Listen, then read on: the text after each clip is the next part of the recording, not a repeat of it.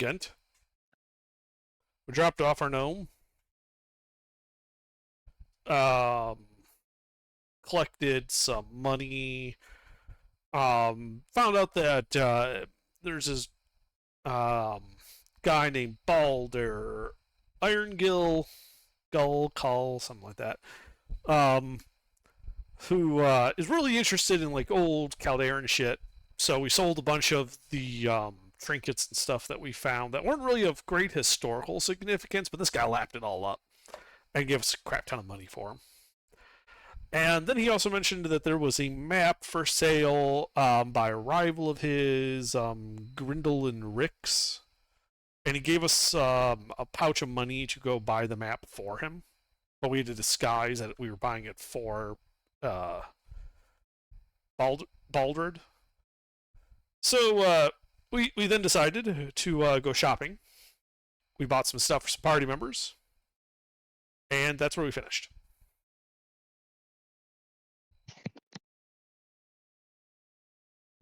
Ruffles. Yes. He did give us an advance to buy the map, but I did not write down what that was. How much did he give us again to buy the map? 2,000 gold pieces in platinum.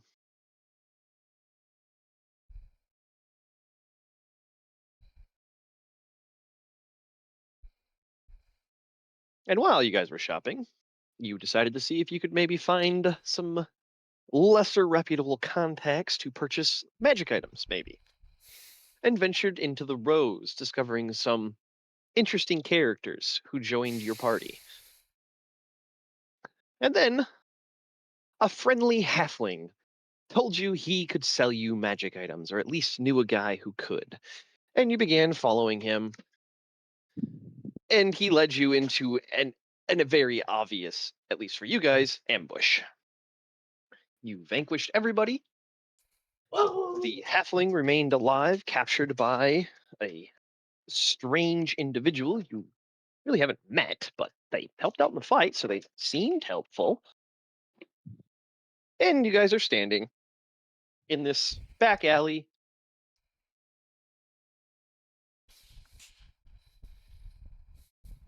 I believe Mr., who has not changed his name, Alaric, Mr. Heston, and Rav are encircling the poor halfling.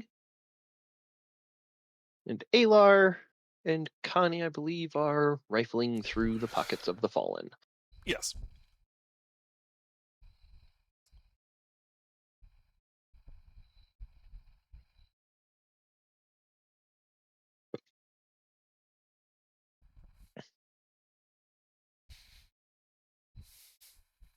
All right. So,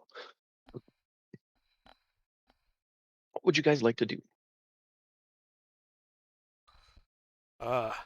Did I finish looting everything in the alleyway? Oh, we were saving that, so if you want to roll an investigation to rifle through their pockets, you are more than welcome to. All right. What about the other three of you?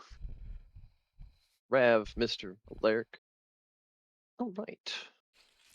Just keep my eye on the halfway. Just watching him.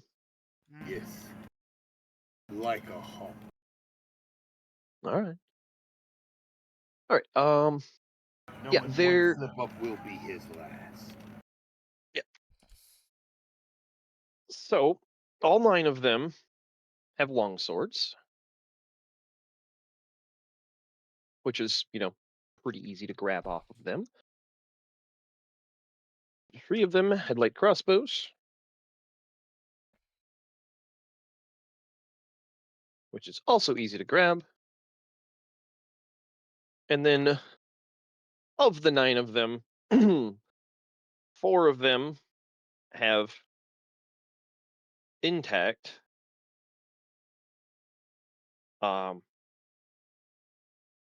like, not, I don't know how to word it, not hidden splint, but like it's splint that can be worn under clothing.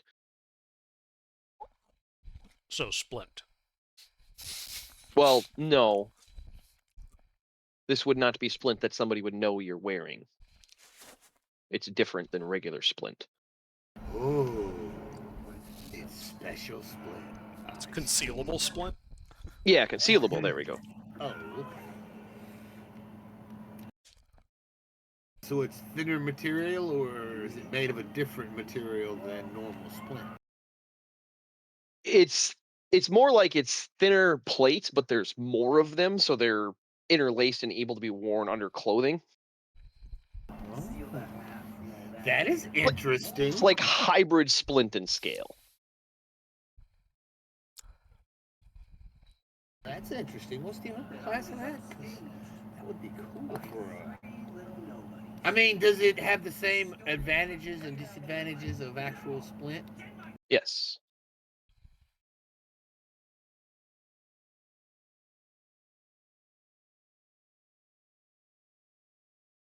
Druids aren't restricted to non-metal armor, is that right? No, unless you want to thematically make your druid not use metal, you are welcome to metal. Oh, I However- was thinking scale mail. Splint is heavy. Oh. Yeah, you can wear scale, that's fine. I mean, that would be cool for Samuel. He would wear it, but he's got plate on. I would go down an armor point, but it would fit his aesthetic.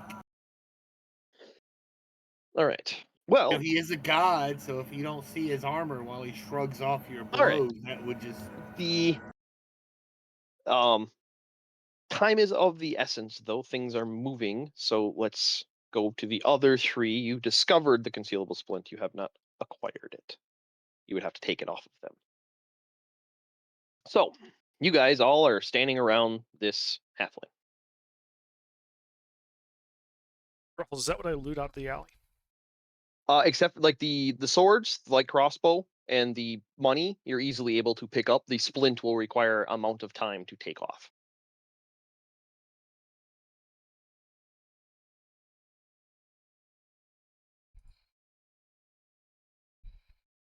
So, Rav, since you're the one who basically captured the halfling single-handedly, the halfling looks up at you and goes, all right, now there's a gun. You guys kind of killed him. You got me. So let's not waste time and not be here, because most certainly the guard is coming and we don't want to be here for that conversation. Self-defense isn't really a plausible argument. You attacked a god. I should have your I get tongue that. I removed. get that. Well, we can get to that later, but let's leave right now. He's not wrong. At least Why should we flee? it's not well because I don't want to go to jail. We did nothing wrong. We were in the right. They attacked us, Yeah, you don't know. and we put them down like Yeah. the dogs they were. Sammy, you're talking to a local. Alaric knows the guards, and you guys will be tied up for several days until this gets sorted out. He's not just bullshitting you. Oh, I know. I mean, I know, but you know, I'm still yes. You know, Look, we can interrogate this guy somewhere else. The polar bear, whatever that is, it can handle our captive, and then we can. We need more private space. very well. Your opinions are noted. Well, Us away. Wouldn't recommend walking out onto the streets. There's and he points like back the way that he was running from the polar bear. There's a sewer grate that I was trying to get to over there. Go down, come out somewhere else. Yeah, I'm not listening to him on that one. Just gag him, and then we'll get out of here ourselves. The sewer. How revolting.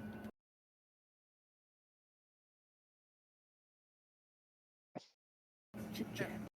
Anyway, I motion for the polar bear and Samuel to follow me to group up with the rest of the group. Nice. Yeah, these guys look sufficiently weird for me to tag along with. That-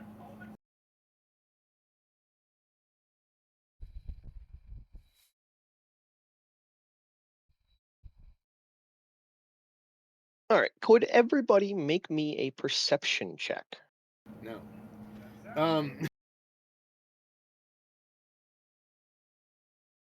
Everybody. 11. Imperial sees only himself. Clearly. Surprising nobody. Connie? I mean, he is a god. Yep. You are all peons to him. Sorry. No, you're good. My perception. Oh, I'm not very perceptuous. Oh, yes, I am. Well, all of you except for Samuel do hear the sound of heavy thuds and marching boots. It sounds like it's coming from both directions. Is there a sneaky way out? I pointed to the Follow. halfling. Yeah, he said there's a sewer grate over that way, but Am I Yeah, alone look in the alley with my stuff? No, they regrouped. They regrouped with you. Oh, They said that they were finding the rest of the party, which is like 20 feet in through a doorway. So it's not like it took them all of 30 seconds to get to you. It took them less than 10 seconds to walk back to you. They have brought in a gagged halfling who looks vaguely familiar, like the man who might have offered you magic items as a way to lure you into this trap. all right. I'll just look at the party like, you guys gonna take the sewer route then? Because I'm not, but I got some other stuff I need to deal with. So if you're cool, I'll just see you guys later. I can make my own way out. I mean, I guess. Cool. And then I cast invisibility on myself and just fly up. 'Cause I'm only All a right. tiefling. You're easily able to do that. The most of the structures around you are, between 2 and 3 stories, and the rooftops are pretty close together. So you could easily fly up to the rooftops and just walk if you wanted to. No. I'm gonna fly up like a couple hundred feet, fly over a couple hundred feet, come down in an inconspicuous area. All right. Yeah. Over on the other side where you guys came into this, you see a similar looking alley, and as you're up in the air, you can see what looks like about 3 or 4 different squads. As you go straight up, like 3 or 4 different groups of 8 guards, all moving towards where your party is. So I believe. Hold on, let me check something real quick. What is the range on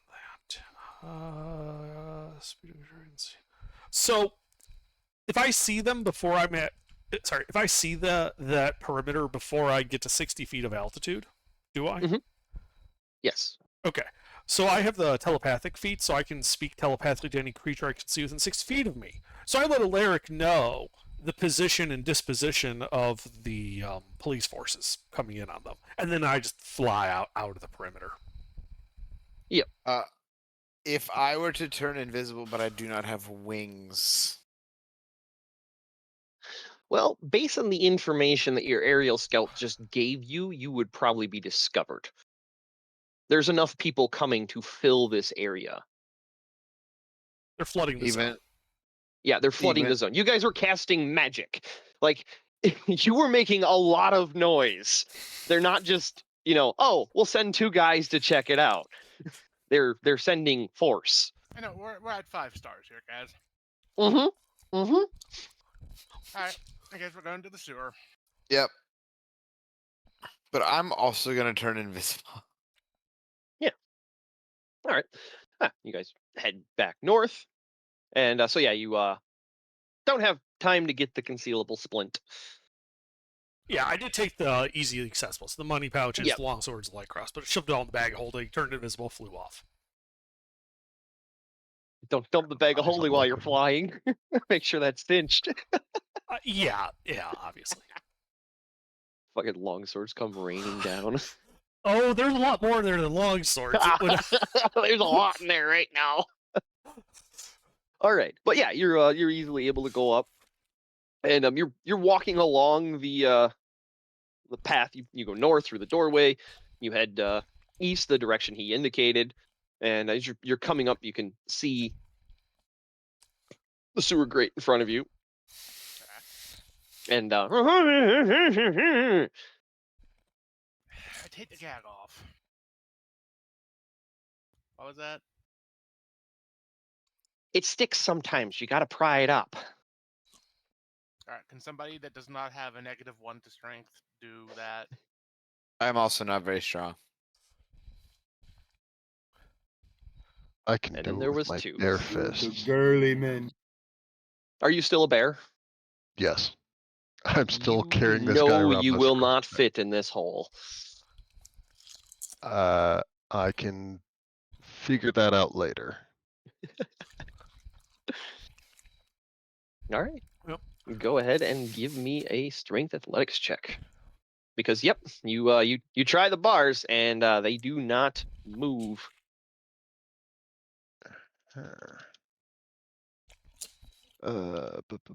Strength athletics. 20.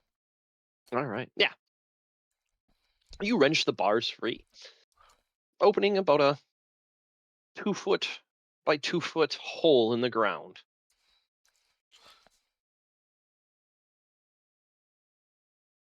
Looks like a sewer run.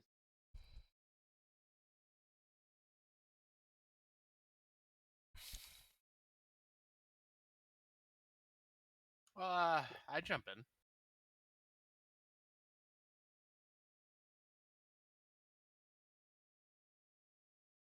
Hey, it's not glamorous or queen, but it's better than getting caught.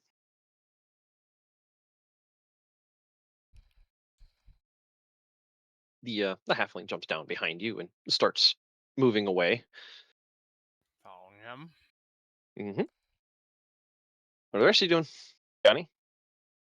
Sam? I'm invisible, but I'm following. All right. So I'll be at the back.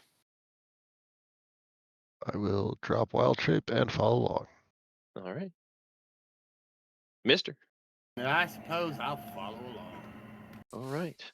You guys drop down. Sewers. Oh, And Connie, as you're going down, you can see 3 abreast with heavy shields out in front of them, moving forward, coming around the corner.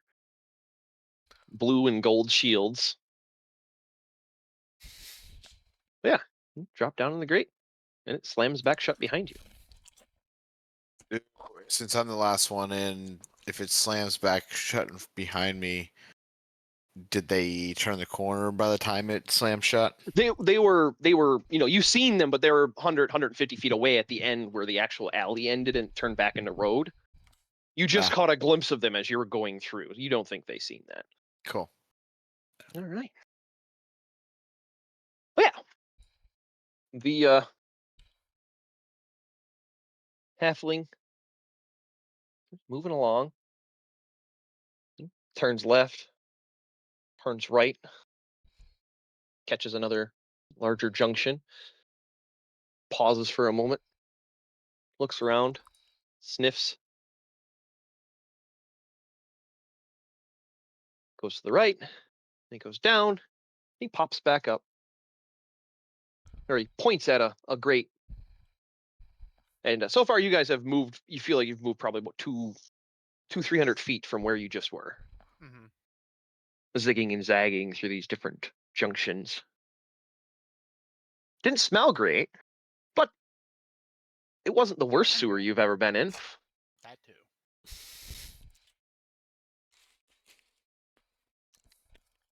All right, that'll get you out. Oh, you're coming with us. Maybe we need a human shield. Ah, come on, man! I got you out of the jam. I got you out of the jam. You can't let me go. No, not quite, because you got us in this jam in the first place. let you Well, how go. was I supposed to know you were gonna kill everybody? Doesn't matter. You're Yeah, with us. It kind of sounds like a you problem. I'm changing your name to Meat. Me, my name's Tobin. Nope, it's Meat And now. fucking name is Meat. Yeah, like Meat Shield. I like it. He should serve his god. Who the hell is this guy? he's such a don't dick. know. I start climbing, and I'm assuming that the rest of the party will make him follow. So I'm quite content there. You should push Muriel back down. Just push Puriel in the sewer water. Is he gonna follow us, or are we gonna have to tie a rope to him and drag him up?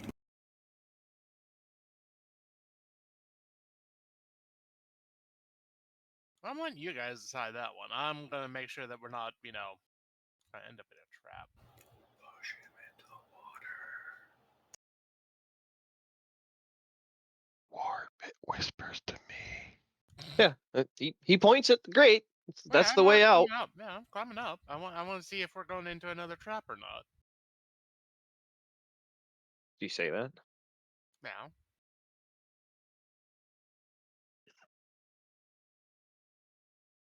look, I know Trixie, guys. It wouldn't be surprising if this is ends up in the bottom of the fucking guard shack. Does it end up in the bottom of the guard shack? No. Okay. You can clearly it's a similar grate to the other one. You can clearly see and hear above. It sounds like a relatively quiet alley. You can hear what sounds like traffic and carts moving and people walking and talking and stuff like that. But you could stand there for a few minutes if you want and watch. But Well, yeah, no, there's as nothing above. long as there's not like guards looking down at me as I'm like, hi. Yes, like there's a half circle of heavy shielded guards standing with halberds drawn, waiting for you to come up. Fireball. Fireball. You guys would not believe the size of the rats down here. Hey, I heard that. Good. You're supposed to. Anyway, it's all clear, guys. We can come on up, and then I get out of the damn sewer. Well, so far you've only gagged Tobin, and you took the gag back off. So he's gonna try running away. I mean, between Samuel, Rav, and Connie, I doubt that that's gonna work out well. Well, they each get an opportunity attack as he runs away.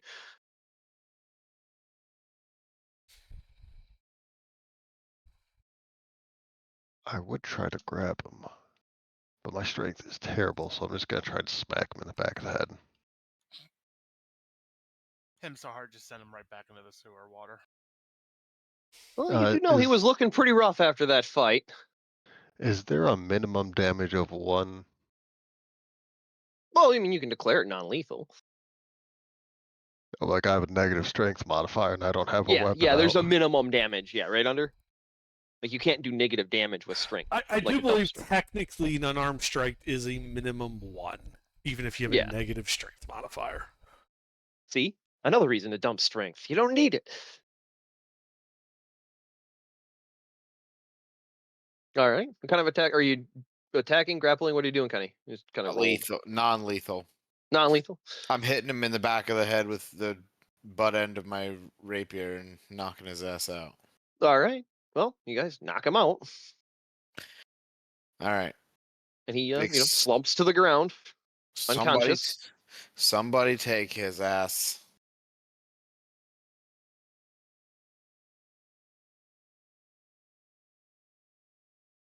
How heavy is he? About 80 pounds.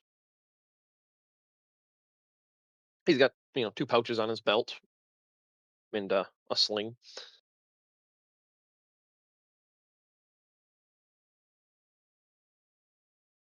Hmm.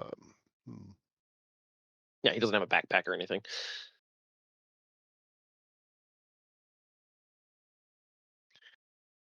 I can't carry him. I can drag him along, but that's going to raise questions. All right. Well, you guys have an unconscious halfling and Alaric is at the top of the sewer grate. Connie, Sam, what are you guys doing? You're standing in the sewers enjoying the smell? No, I'm going out and dragging the gnome up with me. Okay, you carry the halfling? Yeah. Alright. Yeah. You lug him over your shoulder and climb up, and everybody's out in the alley. Looks similar to the alley you were just in.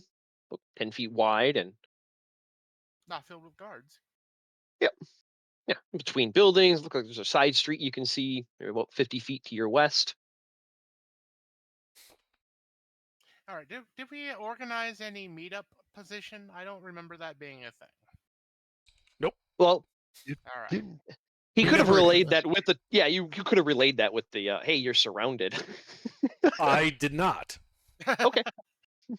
Well, It didn't occur to me. you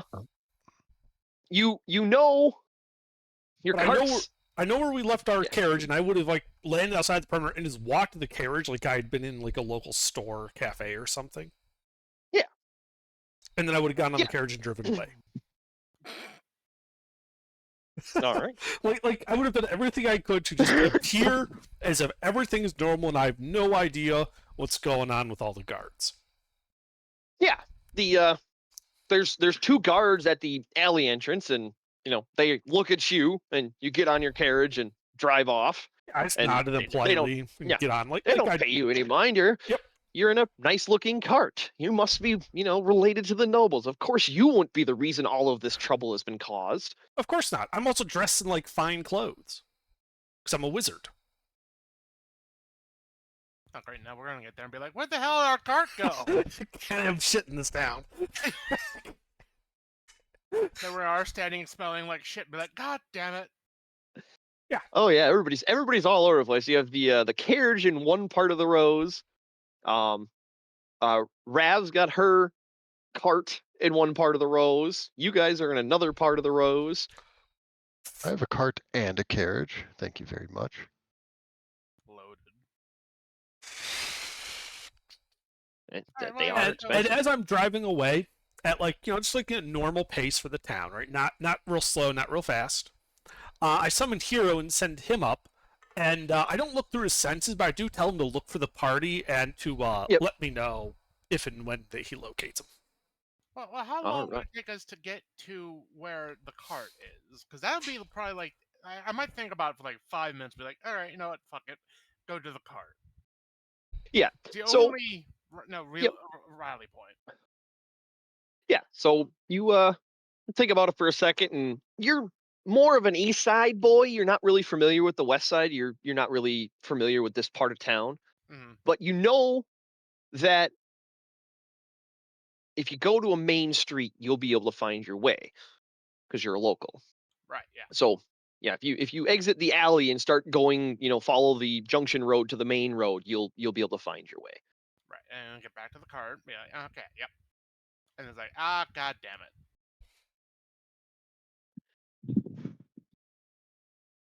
All right. Well, But yeah. yeah, Up on Cinderblock. Heroes. It's just gone. No, despite the fact that you guys basically left it unattended in a less than reputable part of town, it was actually untouched. Does it have to do with Locals know Nibbles the being signs of an inside? adventure. I mean, yeah, the sleeping wyvern in the passenger seat might have thrown some people for a loop if they peeked in. I mean, you say that like it's a bad thing. Hey, That is the your guys' best carriage has a anti-security security system. That If is they'd the opened the best door, they might have found out anti-subject why we we named have. them Nibbles. we need to make a little parchment sign that puts up on the side, protected by nibbles. Yeah. And they're just gonna think it's like a hamster or something. Yeah. The fucking Look inside, wyvern like, face "Oh, pops out the no." fucking window. This carriage is Pro 2A. All right. So Yeah, what do you let's. think about Hero? Yeah, so Alaric, you start making your way. You follow the alley out, head up to the main road, and you could see it's to the north of you. And you, knowing where you are now, that you found the main road, if you head east, you'll definitely be going the right direction. Excellent. And Alar, for about Mhm. 5-10 minutes or so, does Hero you want Hero to fly to them? Do you want Hero to fly back to you? But Hero's seen them. My instructions would have been to let me know when he finds them. All right, so he'd fly back to you. And then I would like park the carriage just in a reasonable spot to stop it.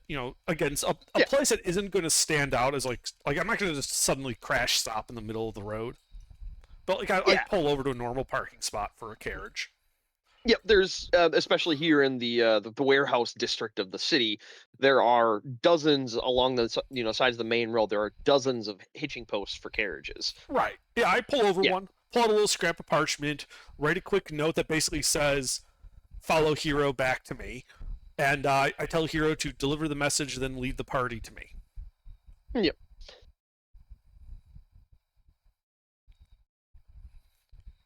Deliver the message basically means go drop it off at like Alaric or one of the party members I've been around long. Familiar with. Yeah.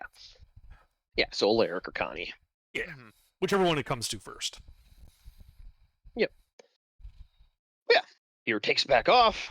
And Alaric, you are on the that northern perpendicular, like parallel to the ocean road. Right. And you're walking along, heading east, and a familiar crow lands on your shoulder, pecks you in the ear with a piece of paper in its beak. Ow, ow, ow, fuck, ow. Okay, I got it. Yeah, Unroll the paper. Follow the bird. Follow the bird. I can do that. Signed Right, guys? Alar. Follow me. And he takes off east. And after a little bit, you guys are easily able to get back together. You were on that north-south road, Alar. Right. All right. I mean, still gotta get Rav's carriage, but Rav's knows where it is. And you guys can get over there and get it. But yeah. Paladin carrying an unconscious halfling. Oh, we can shove his ass in the cart pretty quick. I mean, he's tied on a rope and slung over my shoulder, but you know.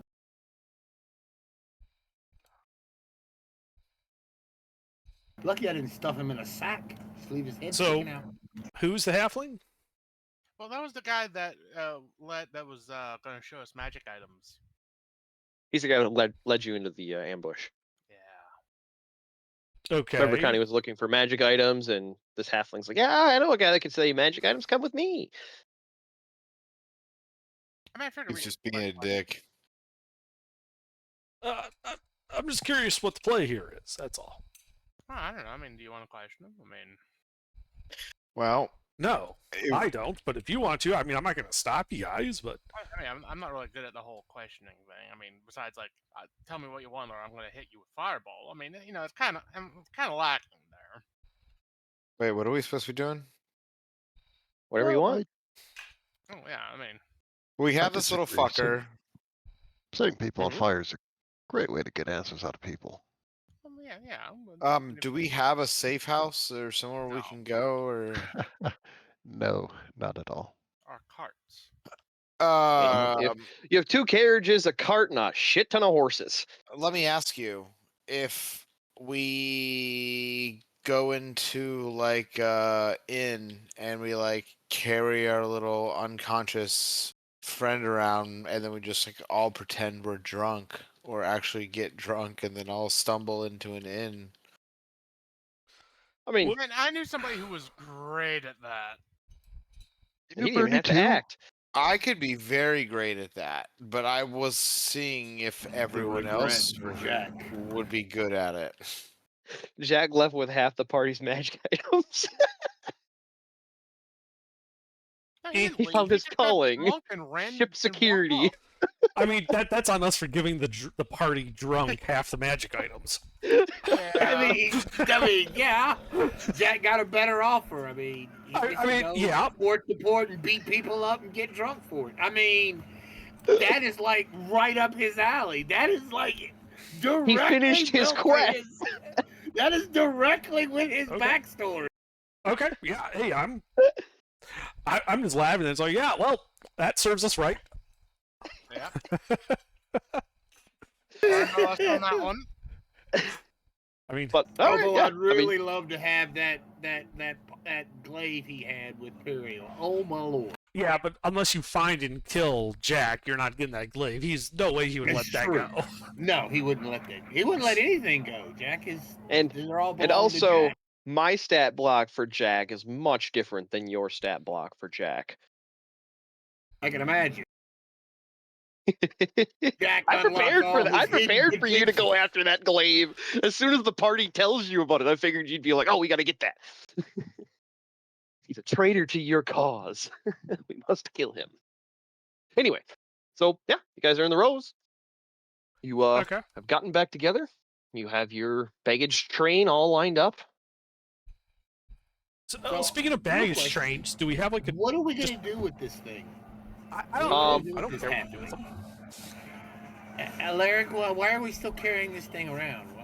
Why are we not killed it? What are we doing with it? Interrogate him to maybe lead us to loot or more actual magic items. I think if he was robbing adventurers in back alleys, he didn't have anything worth keeping. It's true. I mean, I would rather. Or we should just. or it's a whole secret underground thing, and they have a lot of things worth keeping. So, I'm actually worried about that second point. If he is a member of an organization, we've so far killed every witness that we were inside that alley, and that we dealt with those people thusly, Gotcha.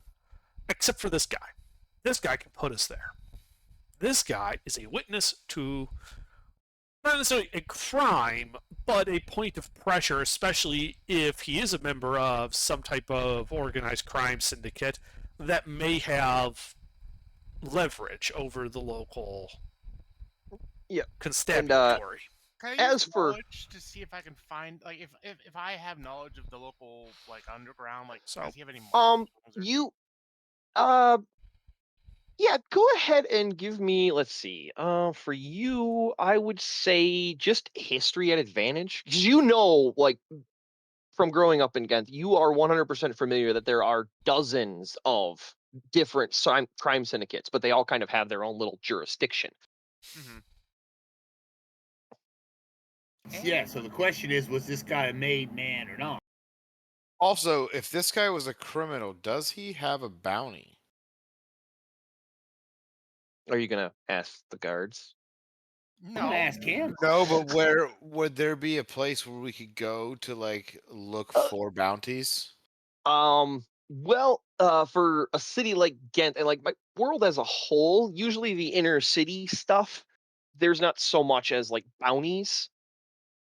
Like gang to gang, there typically are like hits and stuff like that, but like the actual city politics, it is more of a just to get rid of them than they're looking for other people to do their jobs. You know what I mean? Yeah. They're not looking for adventurers to solve their problems. The last thing they want is a bunch of vigilantes. Okay, So so there's no wanted posters or none of that. Yeah, exactly. Like most of the wanted posters you see are for like bandits on the different highways between the big cities. all right, would we think that this guy is a native, or do we think he's a bandit from others in between? You would probably lean towards he's a native, considering he was sitting on a crate twiddling his thumbs when you came across him asking for magic items. Okay, well, here's the thing though. If he's part of a bigger group, besides the 7 or 8 Yep. of them we chopped up, we need to know that. Because if Yes, he and is- Alaric did make a check that I haven't gotten to answer. okay. Shut up. That might solve that. So, Alaric, you would know that there are 3 different groups that operate in the rows. You can't remember the names of all of them, but you know that the biggest one is the Grey Hands. All right. How do they stand out? They don't. That's one of the reasons that they're such a big problem. They have eyes and informants everywhere. So they're able to their primary shtick is smuggling. Obviously, Smuggling. yes, their primary shtick is smuggling. Although they do, rob the occasional person who's unwittingly lured into an ambush. Uh, All right, we gotta kill him and dump him. Let's look for a place to stash the body. but I we looked for another, like, don't want to for fuck grade. with this. Is what everyone's saying. What I'm saying is I don't see how it benefits us. Well, yeah, it's I agree smells with like Under. a gray Best hand. case scenario, right, enmeshes us to some degree with an organized criminal syndicate. Because they know we killed their guys. They might not be entirely aghast at that. Like, for them it might be, well, we did try to rob you, so fair is fair. But they now know who we are and what we did, which gives them leverage over us by turning us into the authorities, which means that is a way that they could get us to do other criminal acts for them. Now, we could probably negotiate pay for it, but the problem is that then they know not only about the original crime, but those subsequent crimes, which further enmeshes So we us. turn into a hit squad. My point is, these types of syndicates and gangs are designed so that you cannot disentangle yourself from them cleanly.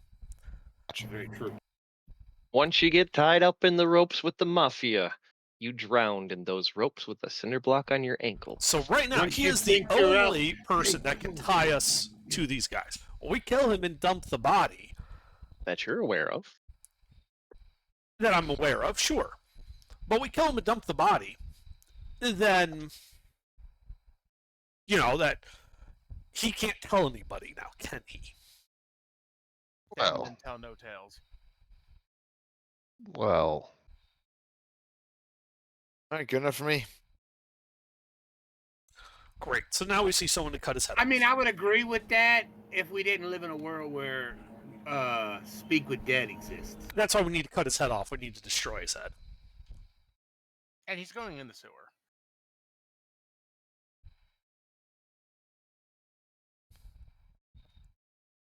But we need to find a nice, quiet place to do the head cutting. There's an alley right over there. Well, okay, so that's part one. I'm Yes, gonna there- go find a sewer grate. The main road is 40 feet wide and bustling with traffic, but the side roads are much lesser traveled, and the alleys are, for the most part, just spaces between buildings. Most of them are anywhere between 8 and 5 feet, 5 and 8 feet. Like it's not like New York back alley where there's a gang with knives waiting for you guys. Dumpsters everywhere full of fire. New York, you think there'd only be one gang in that alley? Plural gangs. Yeah, You said a gang. and the mice. Oh, true. Yeah, don't forget about the rats. Get. Yeah, they split the alley down its length with a piece of tape. Then it rains, the tape unsticks, and they're kind of just standing there awkwardly as it curls. If you want to Anyway. get through the alley safely, you have to walk on the tape. Well, been about half an hour since about 10 minutes to get through the sewers, and 25, 30 minutes. It's coming up on an hour since you guys left the fight, split up and regrouped. Right. All right. Well, since we are all agreed on it, why don't a couple of you go drag his corpse off into the alley away from the street and deal with him? All right, let's go. I could use a short rest, so I'm gonna find somewhere out of the way, if you guys don't mind. So Why don't who's you just gonna rest do in the carriage? You can short rest in the carriage. The carriage is out of the way. You guys have found all of the carriages. All right, so who's gonna help me dispose of this halfling? Well, I'm already looking for a sewer grate to roll him into. All right, good. Me and you. All right, Me and go ahead and give me just a flat investigation as you start looking mean, you're familiar with the structure and the layout, so it wouldn't be hard to find one, but Man, Damn, dude. yeah, you go down some side streets and you're looking down alleys and you're not really seeing a good secluded spot. It takes you almost an hour to find one. Get it? Why wouldn't we just throw him back in the sewers? that's what we're doing, but we need to cut his You head off. guys have moved around a whole bunch from the 2 spots you guaranteed to know where a sewer access was, and you've been walking around. There is not a convenient, you go around the Can I corner make and there's a a sewer check? grate. They're Oh, hold scattered. on. Can I make an investigation check? Well, considering you already know the outcome of the other investigation check, I kind of have to say no. You didn't ask at the same time, so I can't, I can't backpedal and be like, oh, well, you found one. Oh yeah, okay. Yeah. I mean, Just like I he's am not saying, above way to below find it, throwing he this picked the guy fire down out. I'm not beyond just stabbing him and tossing him in the side street somewhere. I mean, he's useless though. Well, yeah, but we gotta take care of it correctly, otherwise we're gonna be dealing with more guards. Anyway, just cut his fucking head off. So you spend your time looking. You finally find a secluded alley that's got a nice sewer grate in it. And right as you start going to cut his head off, he wakes up with a gasp. Wait.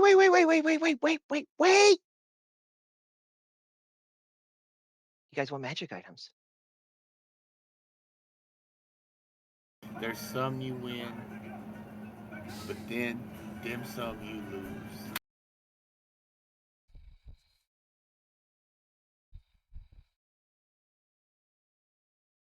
Listen. I'm just the finder. I don't do the hurting. It's the others, the big boys, the gray hens. I just point, find marks, Just leave kill them. his fucking head off. Oh, go ahead and make an attack roll. I'm not the one who's doing it. What? What do you mean? You're not the one that's doing You! it? I'm holding him. What do you mean? You cut his head off. Yeah. What? No, you cut his head off. The fuck? God, you guys are awful at it.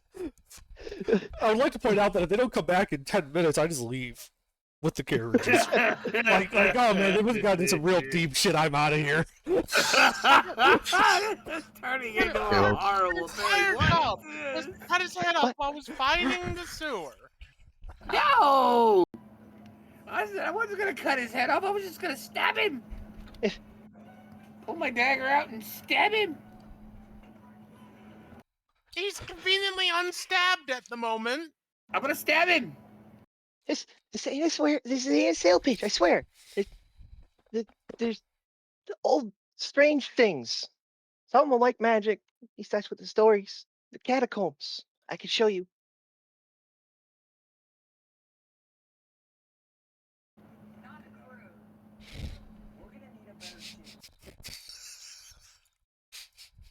What do you think? Stab him. Stab him. Would you please remove him from life? Stab Who's him, doing the stab? man! I am the sorcerer. I do magic. Imperial. You remember how I killed magic you? him outta Do that to here. him. I'll show you anything. Just don't kill me.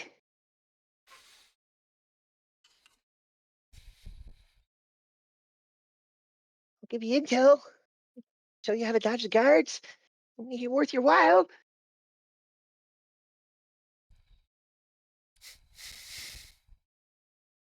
At this point, it is pretty much a Three Stooges routine. Well, yeah, because someone's not killing them. He's holding him, so you can kill him. him. Halfling. I have been He probably holding him fits in the this whole palm of one time. You were hand. the one that was supposed to kill him. No, you were the one who was supposed to kill him because I was finding the sewer. Yeah, but I think this means the halfling gets to go free now, right? No. Too much time has passed, and the prisoner fades and walks through you guys and continues routing like a normal NPC. If the prisoner isn't dead in 15 minutes, he's legally allowed to leave.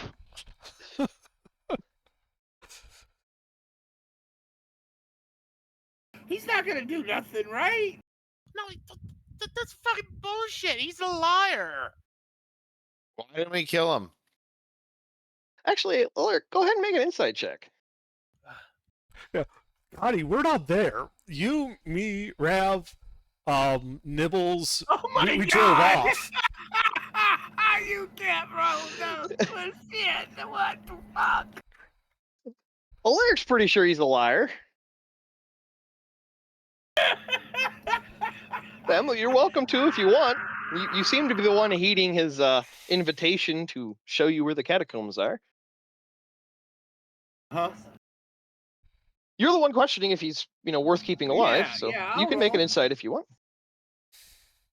I just want to know when did we change from like, yeah, we're gonna kill him to nah, we're not. Like, I want to know when that changed.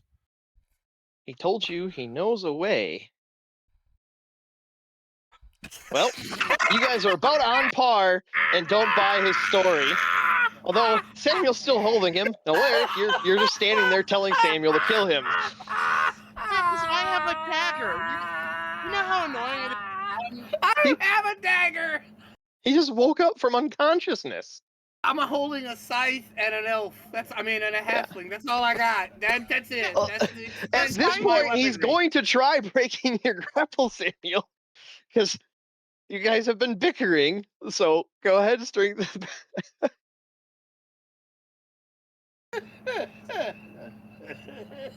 Strength athletics. Yep, strength athletics to hold him as he tries to roll out of your grapple.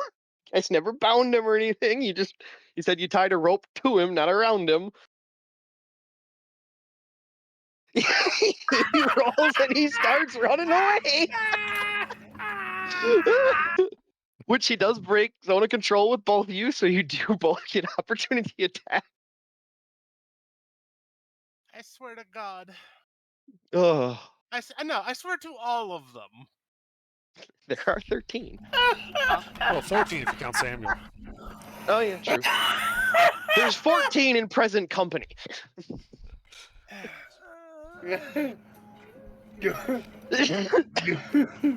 Did he get away?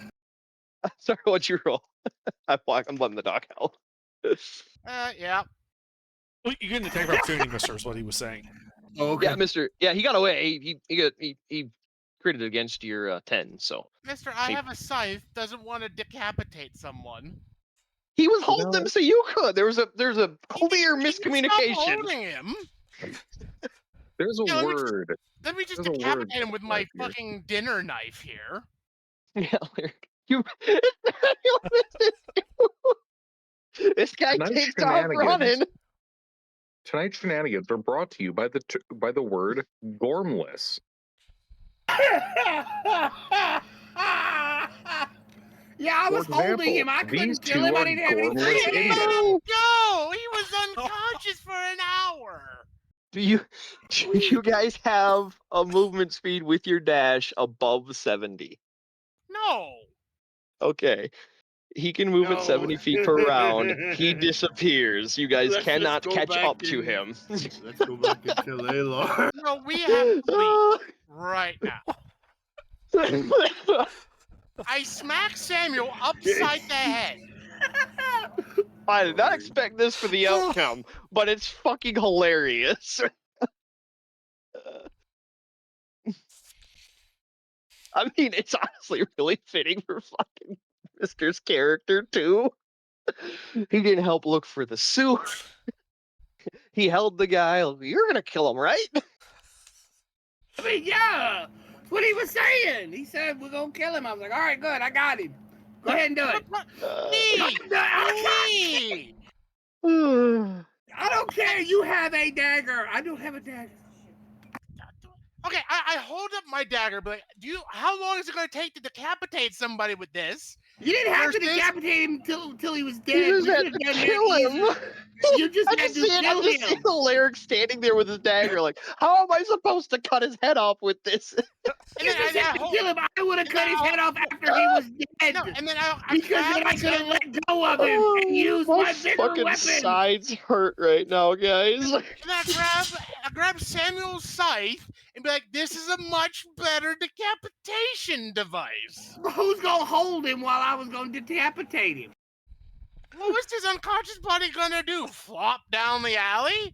He's awake. Yes. Yeah, now. That's exactly what happened. If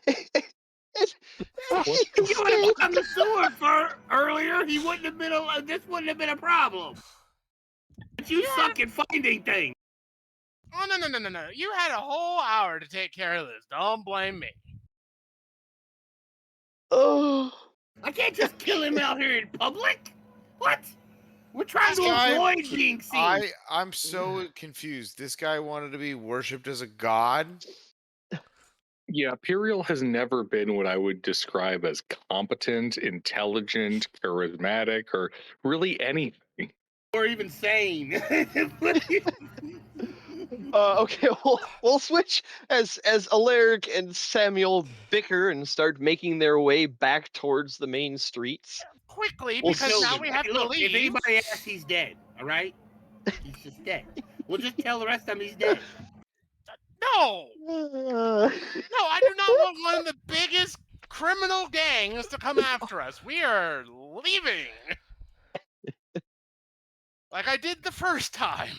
Murder him, please. All right, so you guys are bickering and finding your way back to the main road. We're gonna switch to Alar, Connie, Rav. So you want to find magic scribing components, and as you're walking around the warehouse district, Well, no, You do I see- go to like where I think they would be. Like after 10 minutes, I just assume something's gone wrong, and Oh, something gone wrong. All right. Alaric and Samuel are competent enough. I'm sure they'll be fine, but I'm not going to hang around for the aftermath. And so I'd Yeah. start looking for the wherever it would be reasonable to try to find spell scripting components. well, you're in the middle of a large warehouse district. Your local guide is currently dealing with a problem. So, from your experience, you would think that you could either go up to Piper's Quarters, way up to the north, or maybe in the Sailor's Quarter, but you don't think that the Sailor's Quarter would be the best place to go. The Prices Piper, are that's the usually high end out. place, right? Where also we were It's like upper middle class, yeah. right. And the last session, we did do a bunch of buying of more mundane stuff. So I assume that I saw something like the shopping districts, and I just had a call for us to stop. Yep. So yeah, I would go to the Piper district or wherever it would seem reasonable to try and locate. Like if I have to ask for directions, I'll ask for directions. Right? I mean, we can't be Yeah. the only party who's looking for stuff like this ever. Yeah, and you ask one of the dock workers, and he chuckles and go up to Old Town. Colleges there, they got all kinds of magic crap.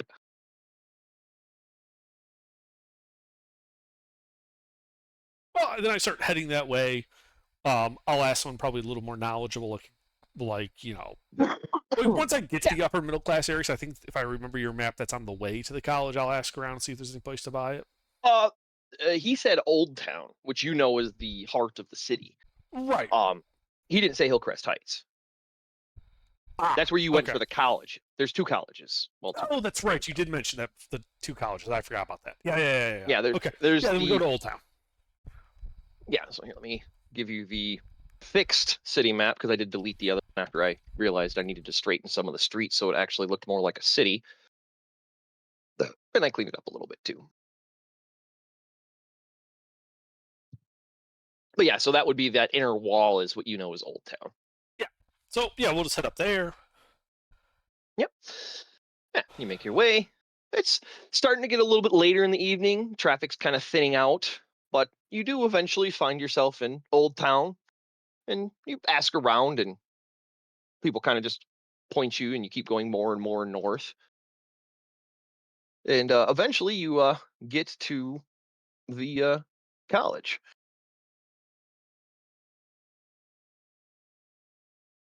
And now that you're here, you kind of remember it. You've been here before, a long time ago, back when you were much younger.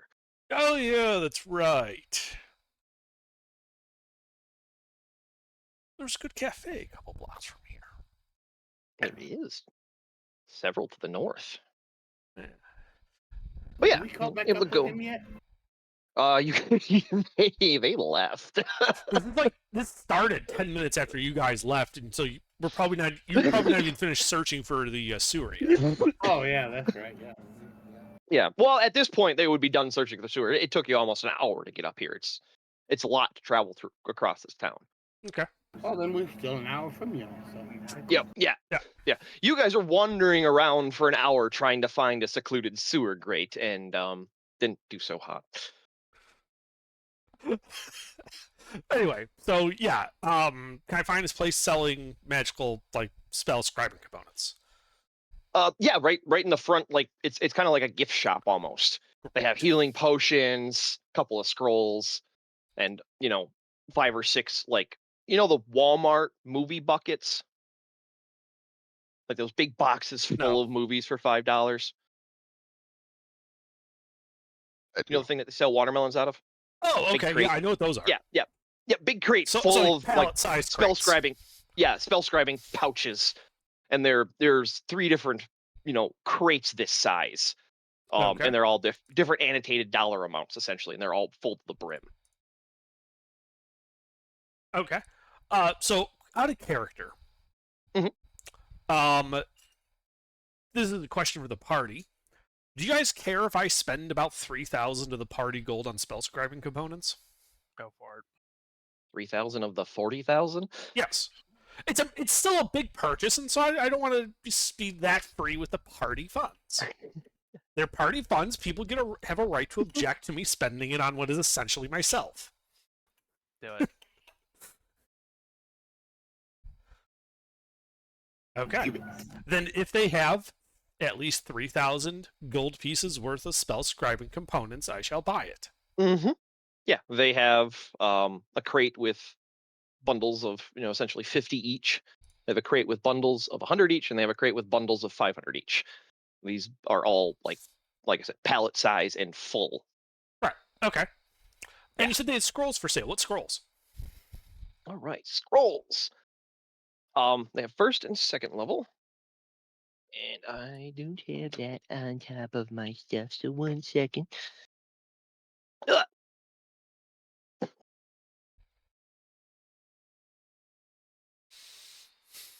I actually had to go grab a book.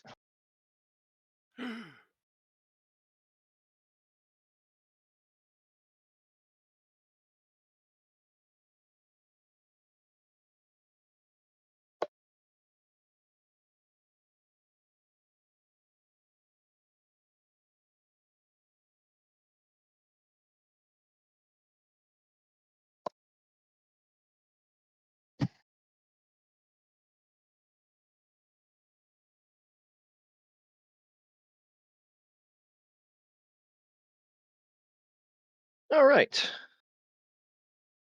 They have scrolls of Cure Wound, Animal Friendship. Now let me read them. Let me read them down. Be easier for you than you can. Well, if you have them in text format, just paste it in chat. I do not. I see. I'm typing it out. Okay.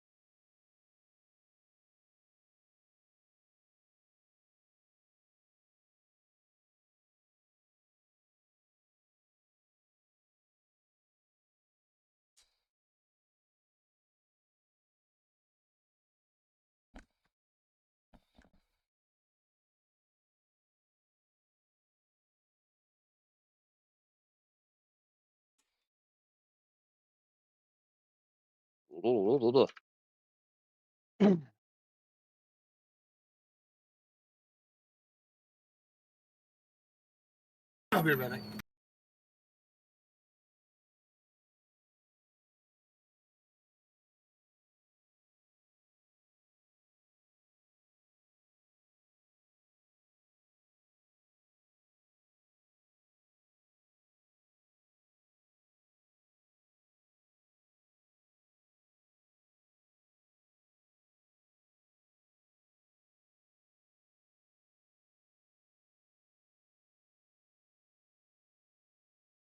Yeah, so you start browsing through, and there's a guy in there, and he comes over and starts talking to you, and you're looking at the scrolls. They're all neatly arranged on shelf. Looks like there's about 5 of each.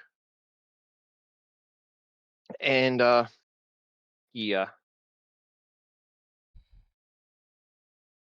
that's what you see for what's on the shelf. And he asks you, "Oh, a connoisseur of the arcane arts. Oh, not familiar with you. You interested in anything that might not be on display? We do have some higher level spell scrolls, but we don't typically leave them out where they can easily be grabbed." A reasonable precaution.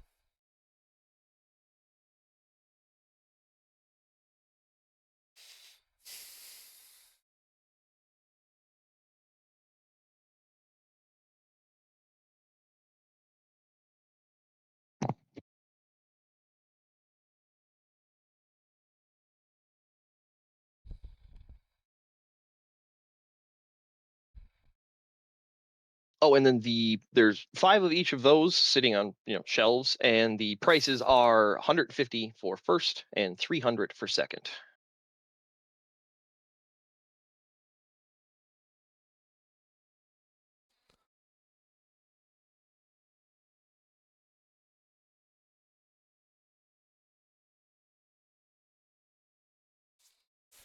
Okay. Yeah, I turned to him and like, yeah, I am a so magically inclined person, and I can certainly understand keeping the higher level magics not quite so accessible. As I grab 2 of the Cure Wounds scroll and a Scroll of Hold Person. If you have higher level spells, I'd certainly like to see what you have.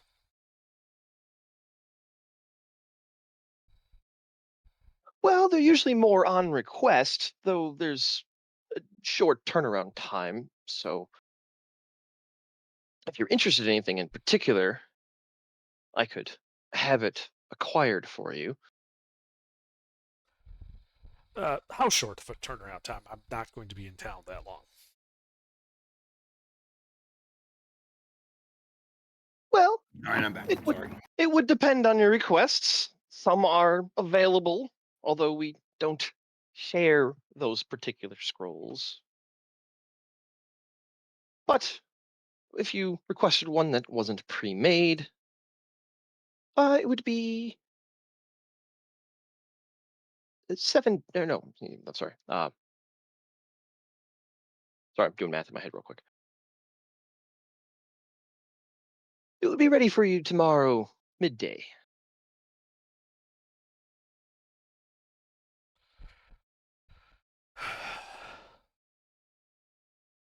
Well, okay. Well, as far as requests go, the only higher level spell that would be of particular use to someone like me would be the Sending spell. That would easily be acquirable. Okay, one moment. And he walks through what looks like a side door, like a service entrance behind the counter. And he's gone for a little bit. Yeah, you're able to keep browsing. There's first and second level potions in here as well, or common and uncommon. Sorry. Mm-hmm. Yeah, and I would be basically making up like a list of like spells to see that if he has them available. So if you just give me a second, I'll type them up and Yeah. Now so it's The Wizardly Battle of Wits. What do you have in your cookbook? But it did strike you as odd. He didn't specify level, and he said, midday tomorrow. It's late evening.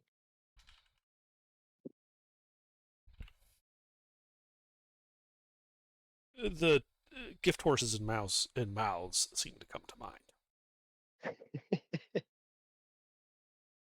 The scribe wizard, and they're just upcharging for labor.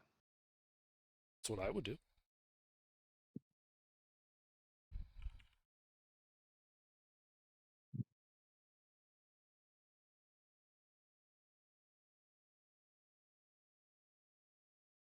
Yeah. Well, 5 minutes, and you're browsing. You're still kind of standing by the counter. You're still, checking out the gum section. 5 minutes goes by, and he comes back. You did say one, right?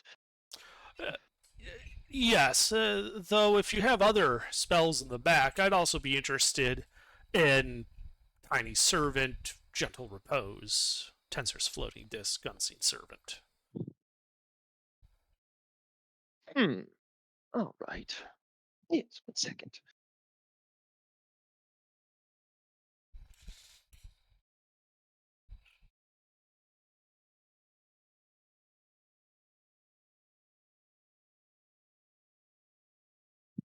Yeah, he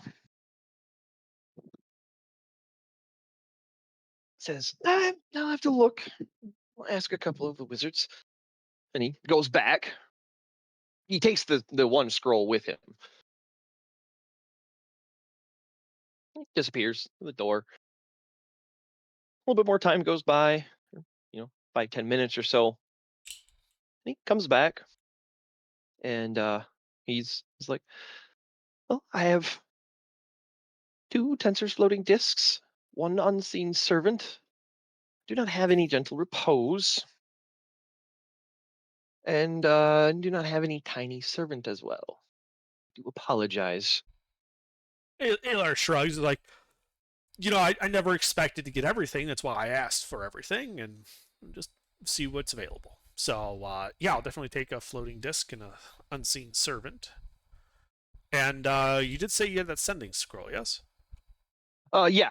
And when he came back out, he didn't have a scroll in his hand. And he's like, you just want 1 of each? Yes. All right, very well. And he goes back in the back. Only gone for about 2 minutes this time, and he comes back again. He's got a floating disc, unseen servant, and a sending scroll, and he hands them to you. Excellent. And then I add to it the 3 from the public display plus the 3,000 gold worth of spell scribing components to pay the man. And then for the sending, he tells you it is 900. Okay, that's reasonable.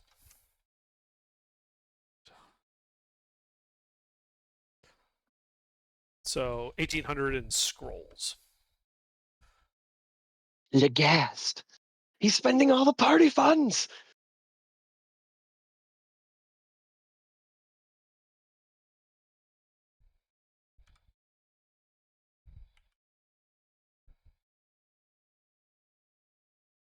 Yes, Spending that all the party funds. will that conclude your business for the day? Well, it will conclude my business with you. In my line of work, I do fancy myself somewhat of an amateur cartographer. Comes the business of adventuring. And it's been a long time since I've been in Ghent. Is there any place nearby you'd recommend looking for maps and map making supplies? Chip. Well, if you're looking for maps, what were those 2 gentlemen's names? There's a couple of fellows up. He kind of just gestures with his arm, like casually waving. Up in Piper's Quarter that are quite the connoisseurs of maps. As for map drawing and implements, I mean, just a pen and paper. You can find that at any shop. And he points to a table full of pen and papers next to him. Yeah, I chuckle, understanding his point. And I say, well, that is very useful. I'll be sure to check them out. And bid him a good day. Yeah, and it as you're walking towards the door, it looks like he's closing up. Mhm. He was waiting for you to leave so he could go home. Yeah. I believe it or not, I got that. All right, then we're heading to the Piper Quarter. See if we can't track down Ginsha and Rix.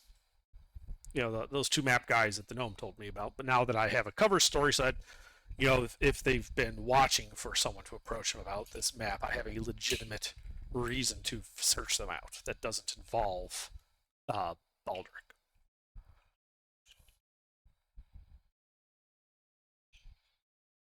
All right. Yeah. You go back outside. Got all your shiny new toys. You start heading north. And cutscene. We go back to the bickering. Alaric, Samuel. Ruffles. Would I have had a short rest by that point? Yes. More than an hour has passed by the time Alar comes back out of the shop. Okay.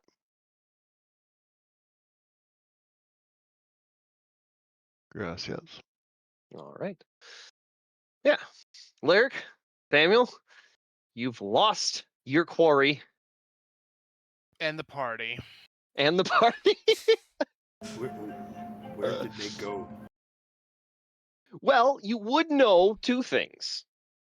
They were originally going to go somewhere in the Rose to pick up a package. Yeah. You're Was. pretty sure. Well, Alaric, you read the letter. Oh, well, yeah. Yeah, you read the letter. You're pretty sure you walked past that warehouse a couple of times. So you're right nearby there. And then also you do know of the Grimshaw and Rix. But yeah, you don't know exactly where they go, but those would probably be your two guesses. You don't think they would jump on a ship and leave you behind. Well, I mean, somebody did, but Anyway, but probably Well, do I know? You salty about Jack? No, I'm not that salty. I'm more salty about somebody not decapitating. No, he's talking about me because I said jump ship and leave you behind. All right, let's go see the map makers because they were trying to get a map. I mean, do I know where they are? Yeah, Baldur gave you the address. You'd be familiar with that particular street. Where exactly it is on that street, you have no idea.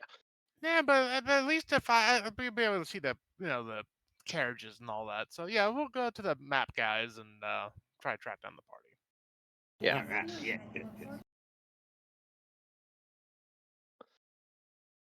Yeah. We should tell him we took care of it. No, we're not going to He'll shoot. never find out. And until we get those cement shoes and end up in the ocean. No, we're not doing that. He may never find out. Yeah. So If is a big word. Alaric and Samuel, you guys start heading north. Pickering all the way, apparently. Yeah. You know where Weaver's Row is. And Alar, Connie, Rav, you guys all took a little bit of a detour. Spent some time shopping. It's getting a bit darker. But it's not quite. You guys need to take a long rest.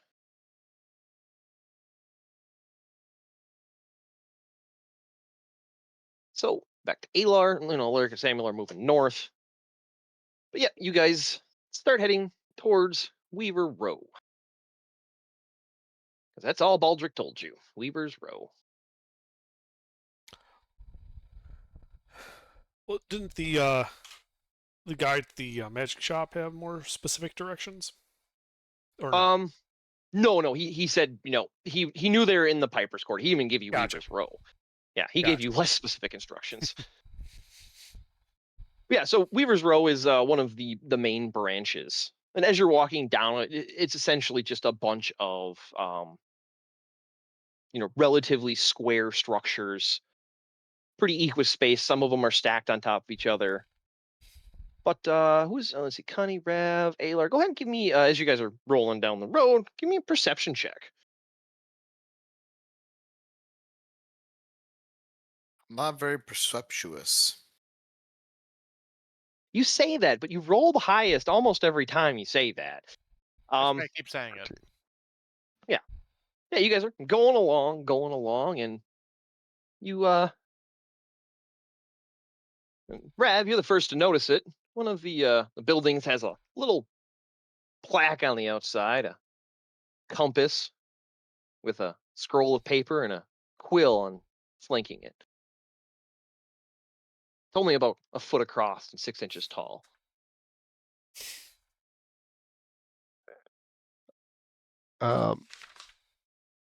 Yeah. I assume Alar's in his carriage, not my carriage train. Yeah. Well, I assumed you guys just It- linked them all together. You could do Oh. that. Yeah. All right. It just makes getting in the trunk a little difficult, but It'll make getting in either trunk even more difficult because actually we can put the cart in the middle because that would just be like open top, right? yeah, it's just 4 walls and 4 wheels with a flat bottom. All right. Not the most comfortable Yeah, place to sleep.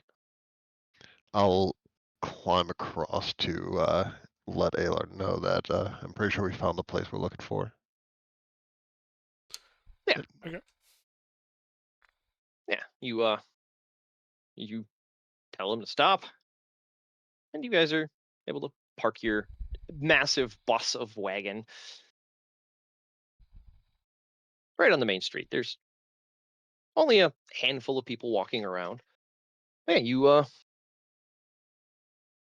go back to that building, and it's just a simple, 4-story building, very similar to where you found Baldric, but looks a little bit newer by maybe 100 years. But a simple, multi-entry exterior door. It doesn't look like it's a private residence, the entire building. Oh, we go in So, all right, yeah, you go in.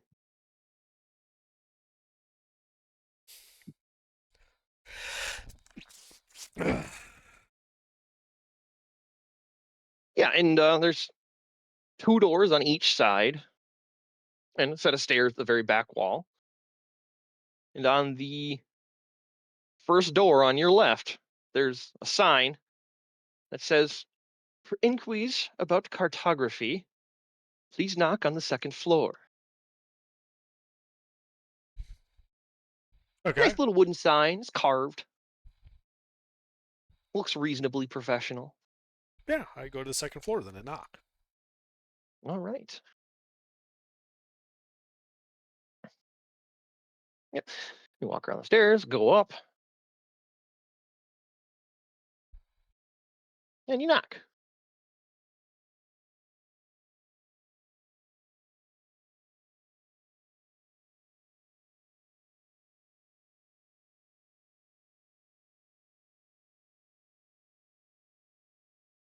A little bit of time passes.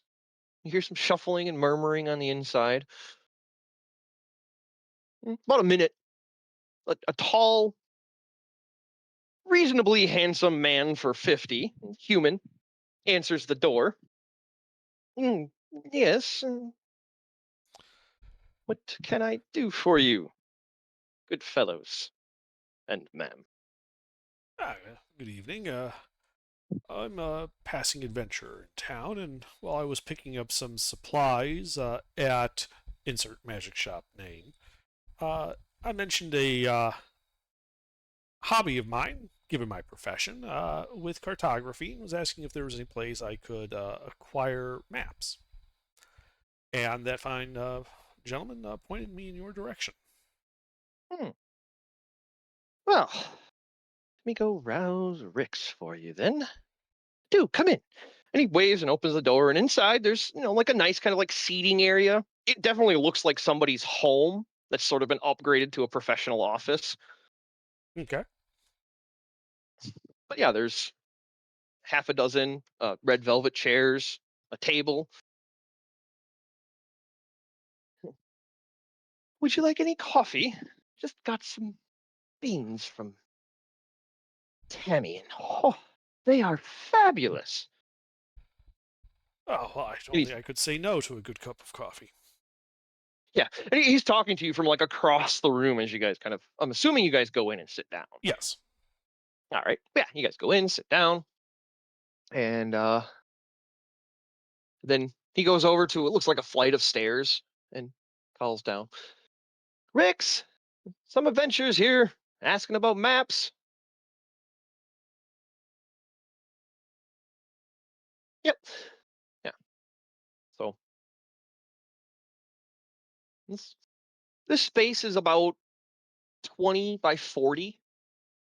And 20 by 20 of it is like this seating area. And on the walls around you, between the windows, there's 4 or 5 really nice maps. Mhm. Like they look like they've been professionally restored or remanufactured.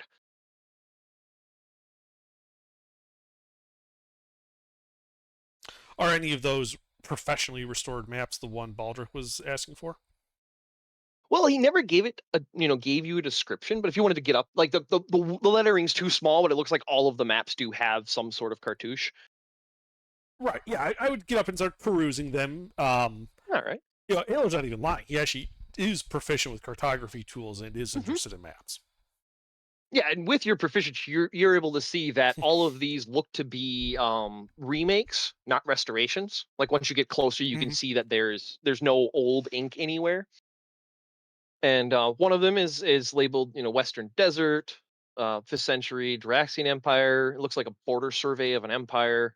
It stretches from the coast far into the northern mountain range. It's not really high detail, but it looks like it's like bureaucratic border definition. And then another one's labeled Northern Kshatriya, 7th century Duchy of Grigory, and it looks like the northern coast of Kshatriya, and it's incredibly accurate. There are annotations and Rav, I got crayons. There are annotations of distance and markings all the way along the coast.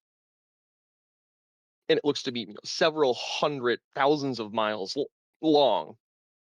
And all of the ins and outs of the coast are marked, every bay. But it's just basically like, to any untrained eye, it looks like a squiggly line on a map with a bunch of numbers scrawled around.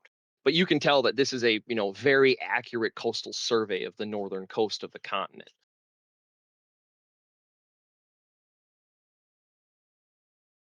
And then the next one you look at is it's labeled the Condlemore Western Pass.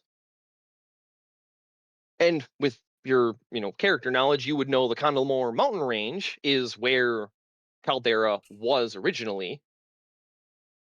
But this looks like it's more recent, and it doesn't mention or indicate anything about Caldera, but it does show trade routes being, like defined around the southern and western sides of this part of the mountain range.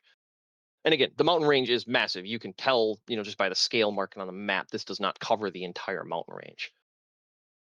And then the last one you come across is very familiar to you, Alar.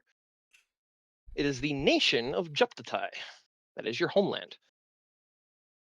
And the only annotation for, like all of the other ones are like, this century, that century. This one just has the number. It just says year 529. And it's a very high quality rendering of coastlines. It's very artistic and flourished, and it shows, vineyards across the southern half of the continent. and forest across the northern half of the, continent. It's a little bit larger than Australia, but What the and fuck is in Australia? it's for your character, your player. But yeah, it looks like it's defining the entire continent as a single nation, but it doesn't have any, annotation. But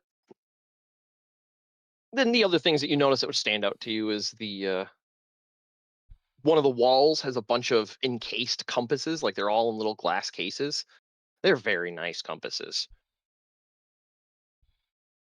but they look old. They're well restored. But yeah, after you kind of circle the room, he's pouring coffee. You hear grumbling from down the stairs that he hollered, and yeah, none of the maps are registering to you as the map that Baldric is looking for. Oh no. Now, the map Baldric was looking for, this is He just he described it as something that had stuff about the Chaldean Empire on it. Yes.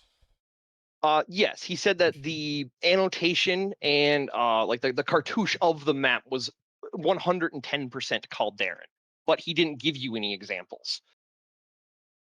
Right, but I probably identified since we've seen a bunch of Chaldean stuff. Yeah. Well, you've never seen a Chaldean drawn map.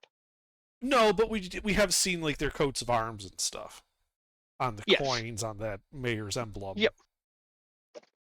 Mhm.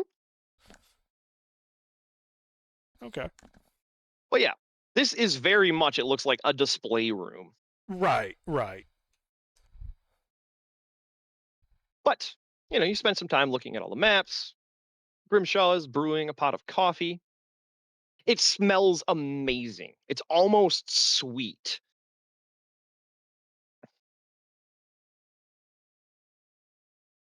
But of course, it's coffee, so it has that little bit of bitter. And he eventually comes back over and so Rix will be up in a moment, and you hear more grumbling from the stairwell. It doesn't seem like it was in response. This grumbling is just continuous. Mhm. And he sets out cups of coffee for you guys. And he pours, and there's a little thing of sugar.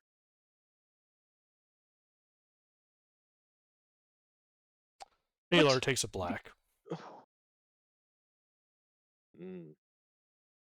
Grimshaw nods when you don't put any sugar in your drink.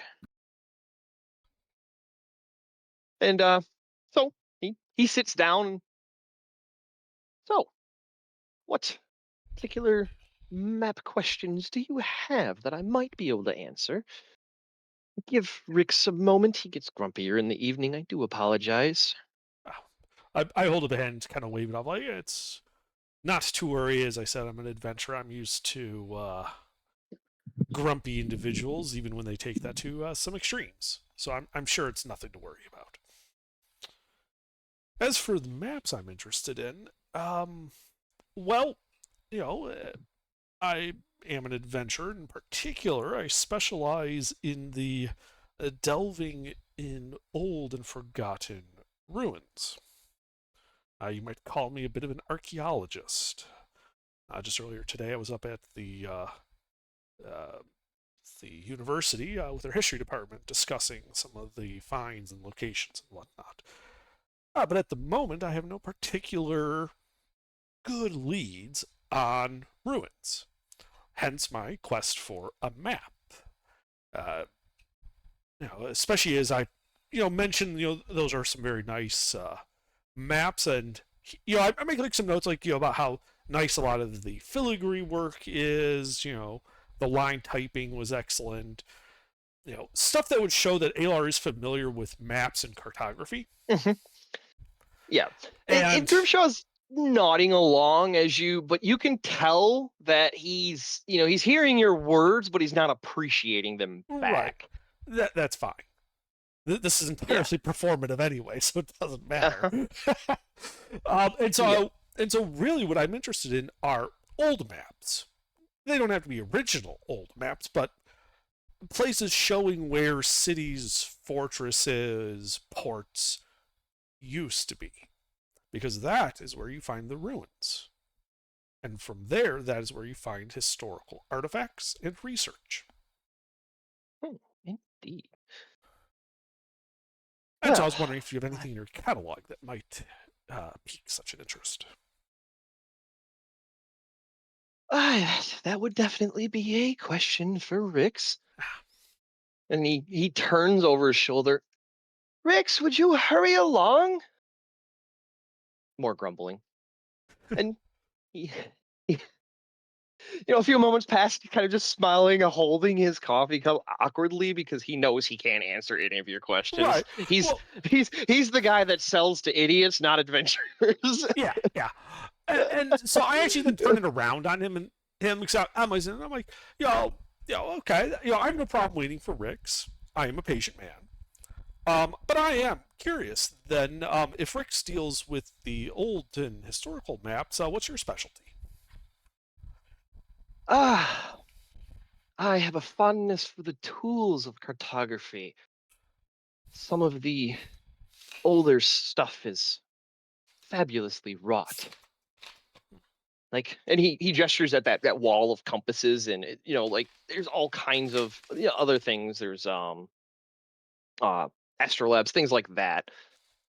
Like navigation tools, things like that, cartography tools for map making and navigation. And he's like, this, for example. And he gets up and he goes and grabs one of the cases, and it's a very nicely wrought bronze compass. But it's entirely abstract to you. It's also not pointing north when he holds it. Mhm. He's like, this. And he turns it, and you can see the compass doesn't move. Is incredibly beautifully wrought. But I have no idea what it's for. And as you're looking at it, you can see there's 30 symbols. They look like magical runes almost, but they're not quite right.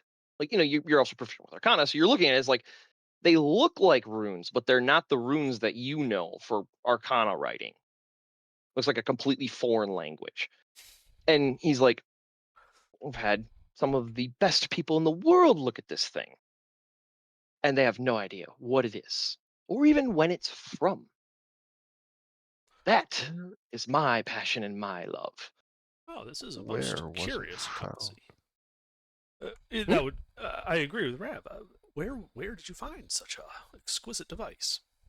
Back in my earlier days, found it in a market. Far to the south on Flazela. I don't even remember the city. Stopped in the port, and some young lad sold it to me for 100 gold pieces. Best 100 gold I Cheap. ever spent. Indeed, it's quite a deal. Ruffles, is there any like glimmer of magic to this, like actual magic? Not that you're without detect magic up and running, not that you're seeing. It doesn't glow or anything like that. It just looks like a brass compass. Okay. And so I would turn to him and says, I understand you said you've had the best people look at it. Has anyone ever attempted the identify spell on it? Yes. It returns Compass of Wayfinding, and that is all it says.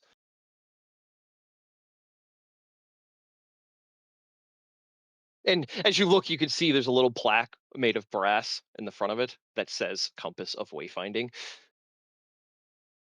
Well, that's a pity. Yes, it was one of the first things I thought to do. But it does glow undetect magic as well.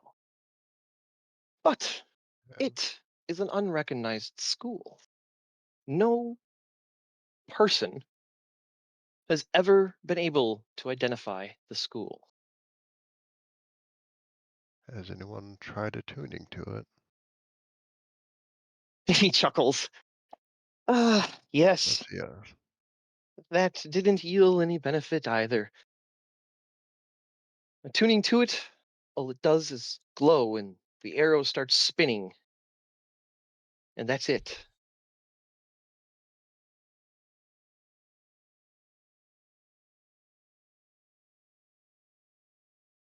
But, as he's finishing up that, you hear stomping from that staircase he had shouted down. And then you see the hat of a gnome, and then the face of a gnome, and then a gnome as he crosses the threshold of the last 2 steps because he was completely obscured before that. I was in the middle of something. Who the hell is coming here at this hour? I am. Wonderful. And who are you? My name is Alar. Pleasure to make your I'm acquaintance. glad we've established that. What do you need, Alar? Maps. Preferably maps showing old places. Places where cities, ports, fortresses, nations even, where they used to be, as my primary specialty with adventuring is the ruins of old places and the like. But at the moment, I'm between finds, so asked around for a place I could get good maps. I was directed here. And he kind of pauses and looks at you a little confused. And so for character knowledge, you guys would know that the world is full of runes. So it's kind of an open-ended question because the world is full of runes. So asking for a map for runes is just walk outside. Perhaps I should be That's clear. kind of- I want Mhm. cities, ports, fortresses, places that people have unlikely been before. Those places are not so easy to find just stumbling around in the woods. Hence, research into old maps of places. And and Rick's kind of just throws his hands up in the air. Anywhere in particular? Well, I have had good luck in an old ruin. I found, what was, history professor remarked on it. What was it? Caldera, I think? Yes, Caldera. That the history professor remarked on some old coins and whatnot. So if you have maps showing places of that nature, I would be most certainly interested, as it has been profitable before. Oh. And you could see Rick's face completely change, and he lights up. You're after the vault. Come with me. And he seems excited. As soon as you said Caldera. Mhm. And he just waves and starts stomping back down the stairs. Okay. I move to follow and then stop for a second, turn to Grimshaw and hand his compass back to him, because I've been examining it, and say, I don't know if you've tried it, but there is a high-level spell, higher than I currently capable of cast, known as Legend Lore. If you could find a sufficiently powerful wizard, he might be able to tell you more about that. But if you'll excuse me, Rick seems to be excited. And I make my way to follow him. Yep. And Grimshaw nods, accepts the compass back, and he goes and sets it back on the shelf and sets his cup of coffee on the table and follows you guys down. He comes with you guys. Okay. And enough time has passed, so we'll switch tracks again real quick because Alaric, Samuel, you found Weaver Street. And as you're walking along, you see a Yay. familiar-looking pair of carriages with a wagon strapped in between them. Neat. I'm gonna sit on the carriage that I'm used to, and I'm just gonna plop my. Oh yeah, butt your there. guys' carriage is way nicer than Rav's carriage. Oh yes, and I'm just gonna plop there and sit there and to just be on the lookout All right. for anybody fishy. It's not that my perception helps with that at all, but that's. You're not gonna go inside. I mean, the carriage looks intact and unbothered. Nibbles is kind of there. He hears you walk up and pokes his head out. I wave at Nibbles, And but no, I'm not and- gonna go inside. He pokes his head out, but then he, kind of just goes back down when he sees you. And no, I'm gonna mind the carriages. That's Yeah. all. All right. Not going to wait 10 Sam? minutes and drive off with them. Oh no. You could. I That'd be wouldn't funny. stop Don't you. get me wrong. That'd be vastly. It amusing. is late evening. It would be the best prank. I also, however, don't have an owl or crow familiar I could summon and send a message to. So that'd just be it moves All from right. prank to being a dick. All right, Samuel. What do? You Samuel's gonna sit down beside Alaric. All right. Yeah, you hang out with I Alaric. All sigh and could you just go sit on the other carriage for a few minutes? right. He gives you the cold shoulder. He doesn't know.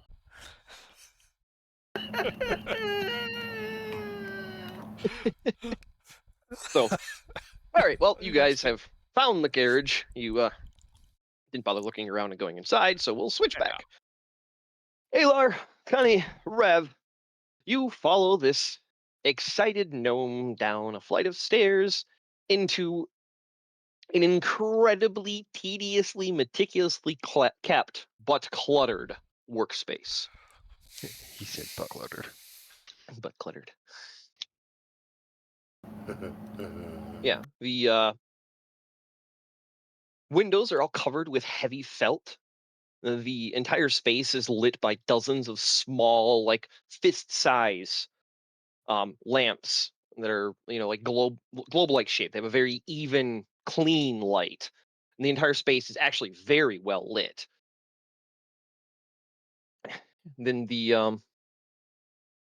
and then as you're walking down there, the smell of saffron hits you, and you're reminded that's what Baldric called these guys. Saffron scented charlatans. Well, everybody, Connie and Alar, Rav, you have no idea why saffron smells so good. Funny you should mention that. That happens to be the one thing in my carriage. Well, one of two things. The other is 100 square yards of canvas. Useful. But Connie went to bed. Yeah. The smell of saffron, iron gall ink, and old parchment dominates the space. There's 3 large drafting tables, not on the wall, but very close to the walls, and you can see what looks like a whole bunch of pigeonholes. The square 6-inch by 6-inch is lining most of the walls, and then there's also almost a library space of these pigeonholes to one side of the shop. But there's 3 large drafting tables with different maps on them. And Rix moves over towards that large, it's the shape of the capital letter E, and it's just full of pigeonholes. And all of them are full of either leather scroll tubes or paper maps.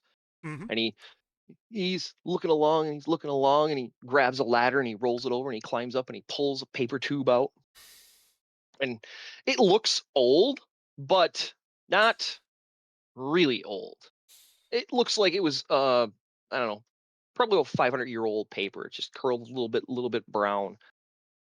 And he brings it over to one of the drafting desks, and he rolls it out over top of the other map that looks like he was in the middle of working on. And as he rolls it out, you can see a square border with numbers written on one side and letters written on the other. And then you guys would be familiar with its contours, but your characters wouldn't be familiar with, but then I don't have to sit there and describe it. It's a bunch of squiggly lines with numbers in between them, and that's it. Okay. The entire map is covered. It's an entirely topographical map. There is no cartouche besides the numbers on the margin.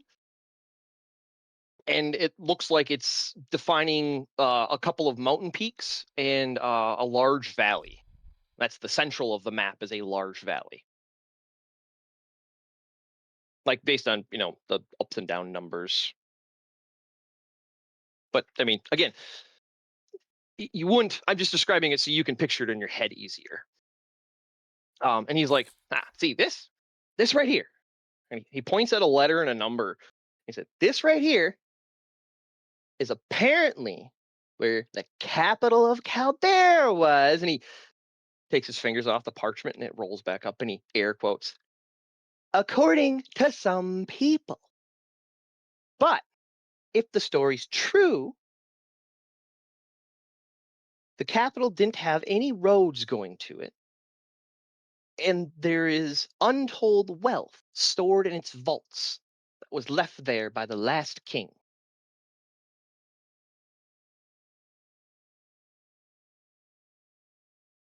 What's your interest in it?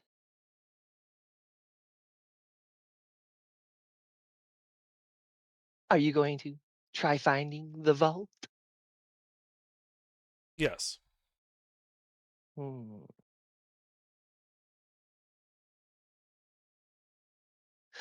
Well, if you can make heads or tails of this map, I'll sell it to you.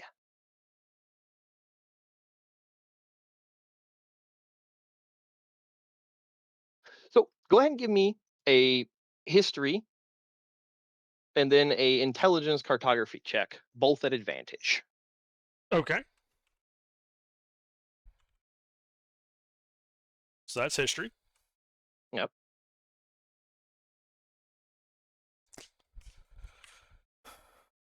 That's cartography. Yep. And as you had earlier deduced, you're easily able to tell him, well, it's clearly elevation. And he exclaims, exactly. But I have no idea where. And I'm not about to go surveying the mountain, talking to fucking Baldric to find out where. So I tell you what, if you buy this map, and he kind of air quotes, I'll sell it to you for 1,000 gold with the promise that I get some of the spoils if you do find it.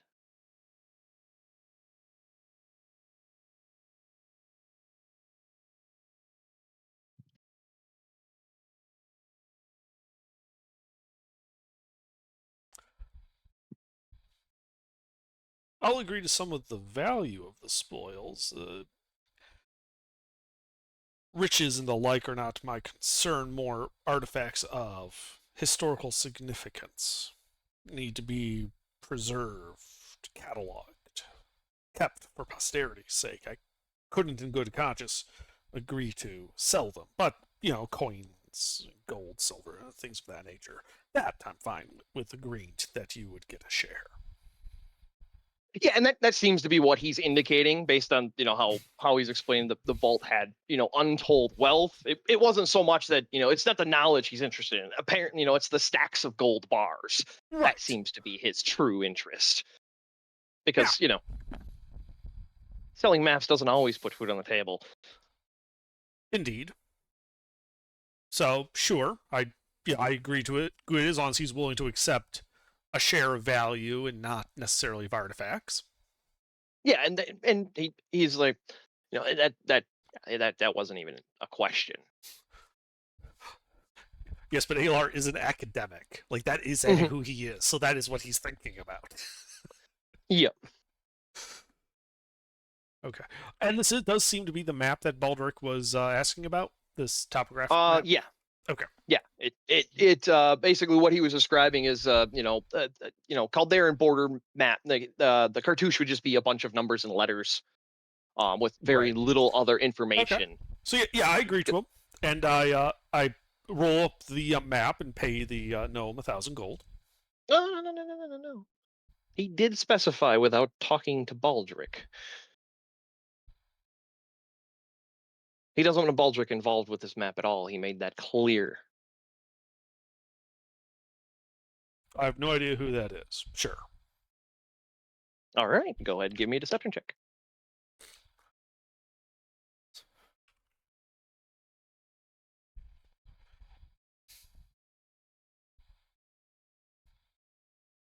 He squints his eyes at you suspiciously. 2,000.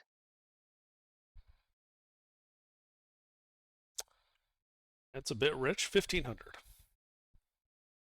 All right, go ahead and roll persuasion.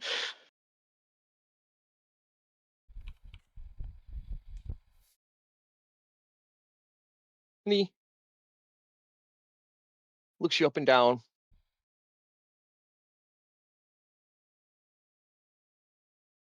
Deal. I shake his hands and I pay the man and take the map. And he walks around, as you're, going and reaching for the map and rolling up, he walks around and from the back of the drafting desk grabs a leather tube large enough to hold it. Ah. And hands it to you. Thank you. I put it into it and secure it in my back. Now, I hope to see you soon. If you don't mind, I'd very much like to get back to my work. Of And course. he goes back over to a drafting desk and just stands on a stool and starts looking at reference papers and drawing. Okay. Yeah, I say of course, and I leave. All right. Yeah. And, Grimshaw's like, I'm glad you're able to find what you're looking for. I'm sorry about him. He's a little sensitive about some things. The gentleman he mentioned, Baldric, is a dwarf of historical nature who has called him out several times as a bad map maker. And anytime Caldera is brought up, it kind of opens an old wound. It was a while back. But regardless, I do hope you find what you're looking for. And he kind of just nods and walks you. There's a door right there. Mhm. And but if that's all, I can show you the way out right here. Okay. I thank him for time and the coffee and wish him the best of luck with determining more about that compass. Indeed, thank you very much. And And then he opens he opens the door, and it's a very familiar looking door. It has a wooden sign on it. You're on the first floor, and you can easily go back outside, no problem. Yep. Walk back outside, walk out our carriage, which appears to have a couple of new occupants. Hi. Hostile Oh, good. occupants, kill them all. Oh, good. You guys caught Oh, up. pick up squatters.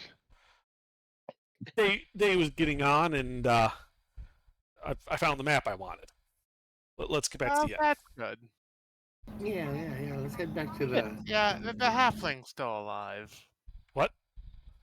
Yeah, because that guy over there didn't end Oh, him. no, let's discuss this back at the end. Right. So, are you going to go back to the same inn, or are you going to just find a different one? Because Oh, same in. there I liked are- that all right, yeah. So you make your way back down. It is definitely falling late into the evening now, but you're easily able to find your way back through Hollow's End and into the Sailor's Quarter, back to the Gilded Tulip, and the porter looks at you kind of funny, and didn't you have one carriage yesterday? Be upgraded. The other two are mine. All right. And he turns and goes back inside, and a few moments later, two more similarly dressed people come out, and they start taking your carriages and horses and bringing them over to the stable house nearby. Yeah, we get our rampant. I said, okay. Yeah, we get our suite and Go to the desk. Then you get a suite. They do not have the same one. It was purchased earlier in the evening, so. that's Well, fair. this other one's very similar. It's a slightly different layout. The entry is more of a horseshoe, but this one has 6 rooms instead of 4. Worse for me. But it costs the same. Oh, even 20 better. gold. Yeah, I'll pay him the 20 gold. Yeah, more real estate. That's money.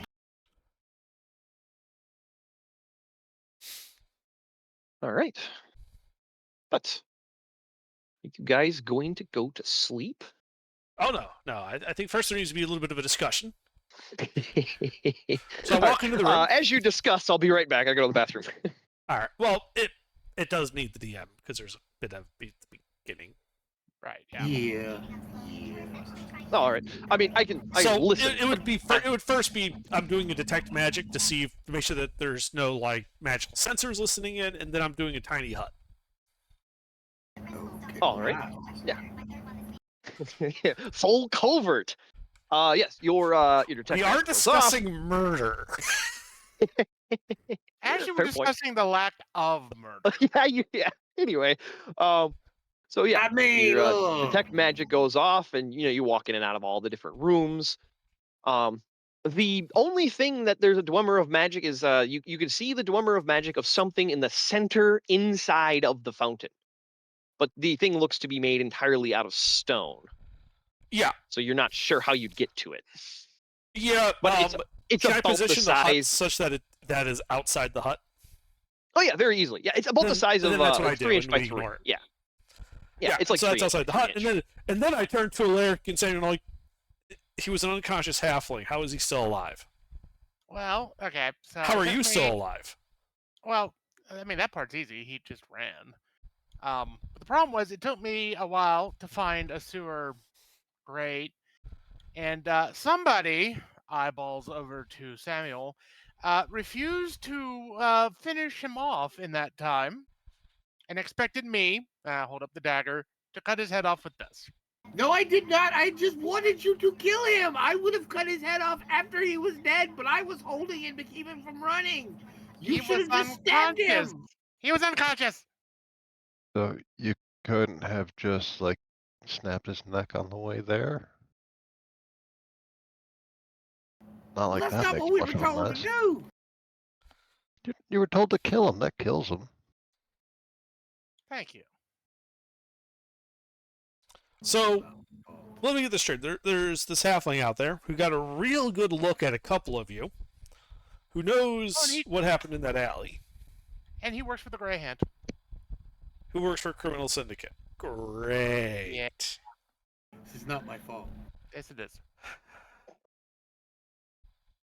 Why were you dragging Uh, him along while he was still breathing? Just kill him and then then drag his corpse to the sewers. We can't kill him out in the open. Why not? If They could have killed him in the hour we were in the alley. yeah, like I said, Regardless, It's not my problem. regardless, it doesn't matter anymore. He's alive. He's So really fast, now- too. Now we need Right. to Let's keep. stop pointing blame. Yeah, that isn't going to help us any. Pointing blame. Doesn't matter. So, he's probably freaking out. He's probably unable to give a good enough description to find us immediately. The fact that Yeah, but we're in we a should- nice inn is some protection. Yeah, we do need to leave though, probably in a decent. We're amount leaving of time. tomorrow. That we should be good. So we have a job in town to transport an item that we pick up at a certain warehouse here and take it to Somewhere else. Risotto. Redlin. Yeah. Redlin. Redlin, yes, Yeah, Redlin. I think it might be mixing up the Italian mafia with that job. The Chinese And- mob. Yeah. So, tomorrow morning, we deal with the map, grab the item, And leave. and leave. Yep. Most so criminal it's pretty- syndicates are very local in scope. So as soon as we're out of the city, we will likely be safe from any retaliation. and We just if have to happen hope in the come back- meanwhile that they're not so plugged into local politics that the guards will be after us. I doubt that. And also, I mean, they probably won't have a long enough memory for us to care if we have to come back. Actually, Alaric would be able to chime in on that. The guards are actually pretty reasonably uncorrupted. Well, that's what I said. They probably Yeah, don't work there's- too often. There's probably a couple low level Genthian guards that are on the take, but when it comes to like the actual political structure of the Genthian guard, yeah, good luck getting $1 in that because they have very well paid salaries to make sure this city runs smooth. Yeah. So, That's I mean, not the assumption Alar is making. well, yeah, but I tell you, like as a local, like that's unlikely. So, Like, if so who we- runs if the we Grey Hands? Really rustled. They're one of the biggest criminal syndicates in this area. Yeah, who runs it? Unknown. Unknown. Yeah, they keep down the download. They're very, sneaky. So they're very daggery. sneaky. They're very big and powerful, and no one seems to know who runs it. Are you insinuating that like somebody high up in the city might be running them? Yes. Fair enough. But still, I doubt they'll move so blatantly. It's just that, especially if with what we just did. Like, if we knocked over more of their stuff, I'd be more inclined to agree with you. I agree. I don't think we're particularly of interest to them yet. At the moment, yes. I mean, we're adventurers. They tried to attack and mug us in an alley. We killed their guys. I mean, that probably happens every now and then. They're probably not too concerned with that. It's not like we tried to find their hideout or expose them. Yeah. We could purge them from the land. No. See, that's the type of thing that attracts attention. Yeah, and you're not going to do a lot of purging if you just hold them. You should Hang on. What? Just Sam, heavy stealth. Ah. I mean, against a I just love big the city. nose. Yeah, so this would be more of a concern if we were staying longer, but since we're leaving tomorrow, I'm not that concerned. A little concerned, but not No. that concerned. I mean, if they show up tonight, we'll just kill them and then leave tomorrow. Yeah, but Problem solved. speaking of tonight, we probably want to keep a watch, just in case these guys are more sensitive about losing a few low-level mooks than we're assuming. That's a fair point. I'll take first watch. All right. I can take the second half of the watch. I'll take a watch. Just I can do, I guess. All right. Alaric and also- Samuel are on first. No, I was Um, thinking more along the lines of Alaric on first, Samuel on second, Rav on 3 and 4. It I might know. help. I just wanted to. Yeah. It might help that we'll be So, going from friends. your one carriage to now 2 carriages in a cart with 10 pounds of saffron and 100 square yards of canvas. The carriage, the other party that you've joined, you haven't seen one like it. Yeah, but I have 100 Similar in square feet of design, canvas. but the material and colors, it is unique. I have It 100 is square feet of canvas. I can put my carriage in the front and like the cart second, and then their carriage under the canvas, and just pretend it's another cart. You could. It probably won't get past much, but if it gets us to the gate, that's good enough. All right. But anyway, watch. Also alarm. All right. Are you alarming the common room or your room? My room. All right. Yep. I just figured you'd stay in the tiny hut in the common room. No, I'm going to sleep in the nice bed. Yeah, we can't fit all the nice beds in the hut. And the hut was just to secure our conversation about Yeah. quasi-legal stuff. Curious maids and the like in the hallways that might be there, or in the walls. It might have an office space situation. Exactly. They're in the walls, man. They're in the walls. Or in the fountain Nosy in this bitch. case. Nosy bitch disease is awfully rampant this time of year. Yeah. Point is, I would prefer that conversation not be public knowledge. Well, now that you mention the fountain, I will mention, I was trying to tell you, the physical shape of the object you were seeing with detect magic was very distinct. Like, it wasn't just a, Dwemer of magic. You actually could see its silhouette. It seemed to be a slightly nicer magic. It was evocation, and it's similar in shape to something you have in your bag of holding. Eternal coal. Okay. And if you go over to the fountain, the water is warm. Neat. Yeah, I figured it was mundane. It was more, you know what? I just did not want to take the risk. Nope, I got you. But yeah, before I could even finish, you're like, nope, don't care. I'm like, what? It's just a coal. It's actually harmless. I understand, but you know, Nope, I got you. it was very All much right. of a why take the risk when we don't have to. Yeah, who knows? There could be a scrying device inside the eternal coal. Exactly, or just near enough that it blends in with the aura. The eternal Yeah. coal's aura is masking it. So, all right, but yeah, you guys set your watch. And the Before night. we go to sleep, Go ahead. I would like to make a copy of that topographical map using my All right. arcane wizardly quill stuff. Yeah, you're able to Xerox it, no problem. Do you want to make it to scale? And I'm assuming you were planning on doing this, so you would have picked up a sheet of paper large enough because this thing is 3 foot by 3 foot. Yeah. Okay, yeah, that would have been easy to do. It would have cost you 5 gold for that large of a piece of paper.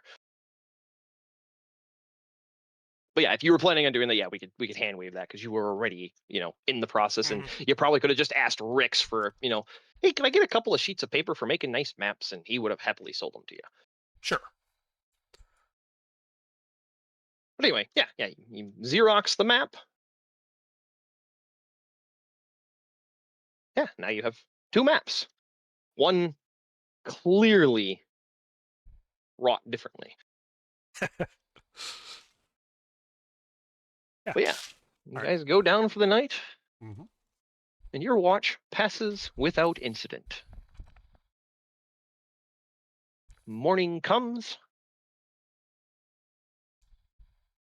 and the only thing of note was a servant knocked on Rav, your last watch, about 15 minutes before you would be rousing the party for waking up for the day. A servant knocked, and if you answered, they would have just had a tray of food, and if you didn't answer, after about 5 minutes, they would have came in with a tray of food. Yeah, I'd at least check the door. Yeah, Make you sure knock, and a simple servant, a cart with food on it, Mhm. and he's like, your breakfast. Thank you. Yep. Tray full of bread, cheese, and berries. Couple of tarts. But yeah, other than that, the night passes without incident. Great. You have all had a successful long rest. Since I should clarify that as we had combat yesterday. Yep. All right. We have our breakfast, and then we proceed to get our carriages. Yep.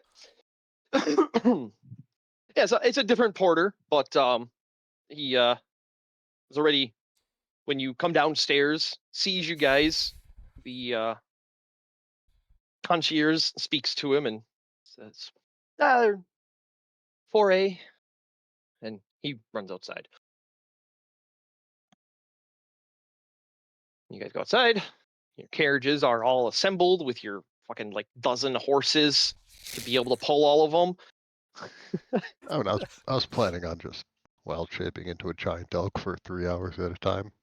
But you Nah, have short. a bunch. You have a bunch of horses. We literally have a trained horse, and we don't need it. Say your wild you need shapes. 4. Yeah, you have 4 horses per carriage right now, and then some, I think, actually. Which is what you need 4 to pull them effectively. You can pull them with 2, but it's at half speed. But anyway, yeah. So your Santa sleigh of horses and carriages is pulled to the front of the building, and you guys are able to get in. What would you like to do? Head to Baldric. It looks like it rained last night. A little bit of glisten. It's not raining anymore right now, but the street's wet. Yeah, we All return right. to Baldric's place. Yeah, you head north and start making your way through Old Town, back to Baldric's apartment. Go inside. Knock on the door. A few moments pass. You remember you need to knock harder. You pound on the door. He comes. What? Oh! Adventures! So, They turn you down? Taylor just Sniveling bastards. just pulls out the map and like lays it out on his table. Yeah. Well, he opened the door and said, "They turn you down." Like he Yeah. hasn't let you in or anything. I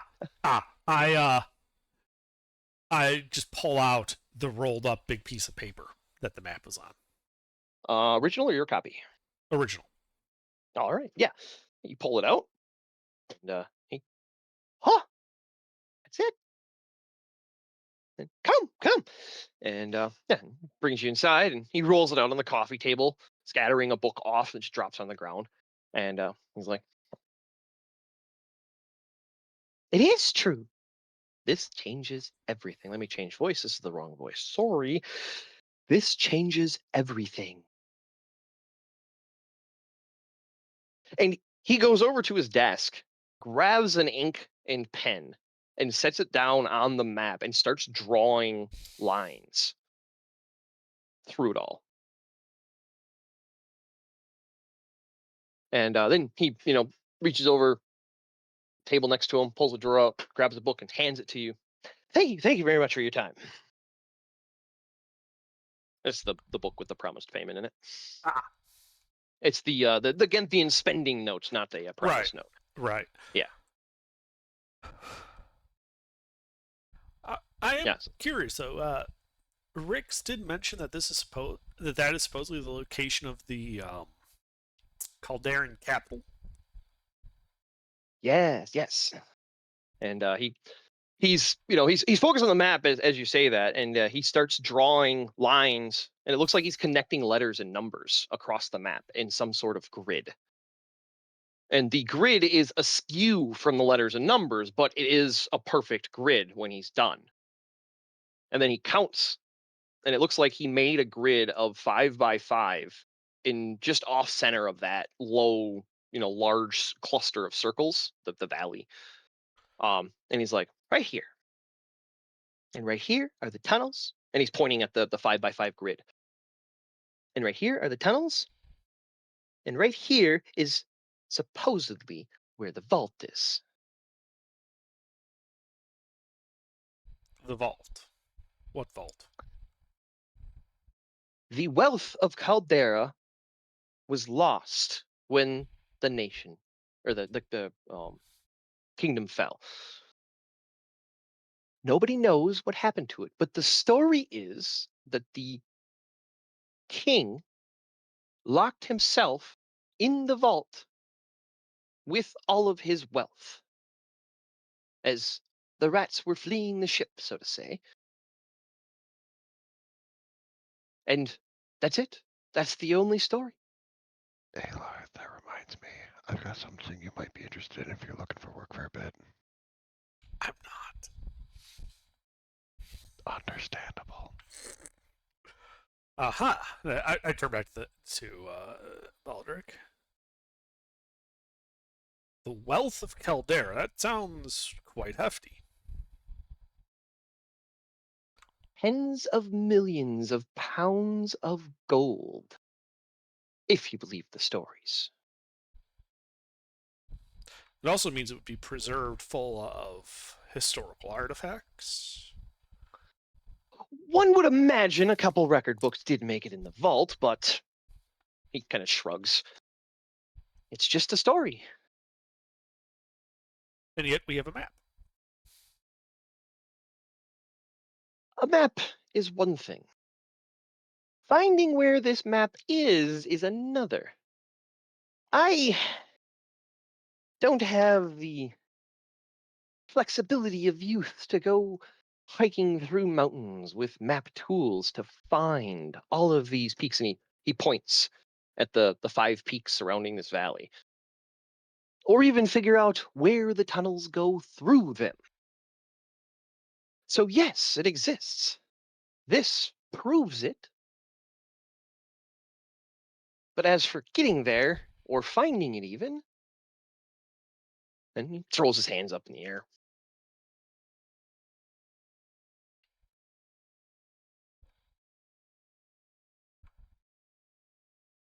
I turned about and I'm like, Baldric, exactly what is it you think I do?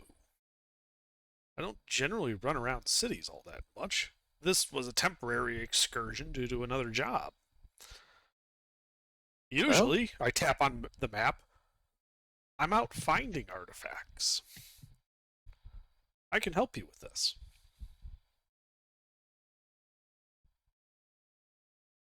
well, I'm sure if you showed this to some of the rangers, they might know where the mountains are, but s- and he's holding his hands full abreast. He's like, it's thousands of square miles of mountains. These 5 peaks could be anywhere.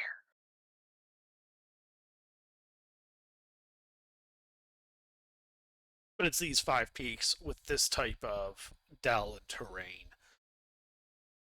Do you have any other information about where, like, what part of the world this would even be in? You just crossed through the mountain range. That's Caldera.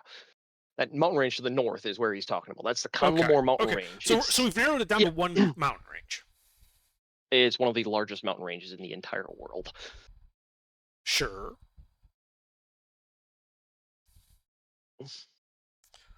So really, what we need is just a survey note of the peaks of this mountain range.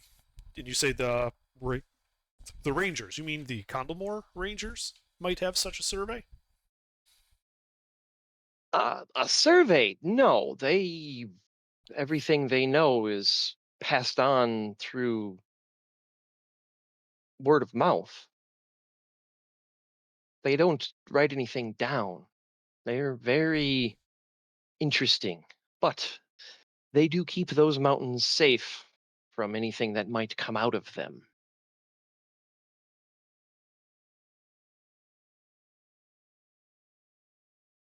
Well, I am proficient in the making of maps and cartography in general. We should, at some point, head to those mountains and begin doing surveys of the peaks. Should be doable enough for people of Yeah. our expertise.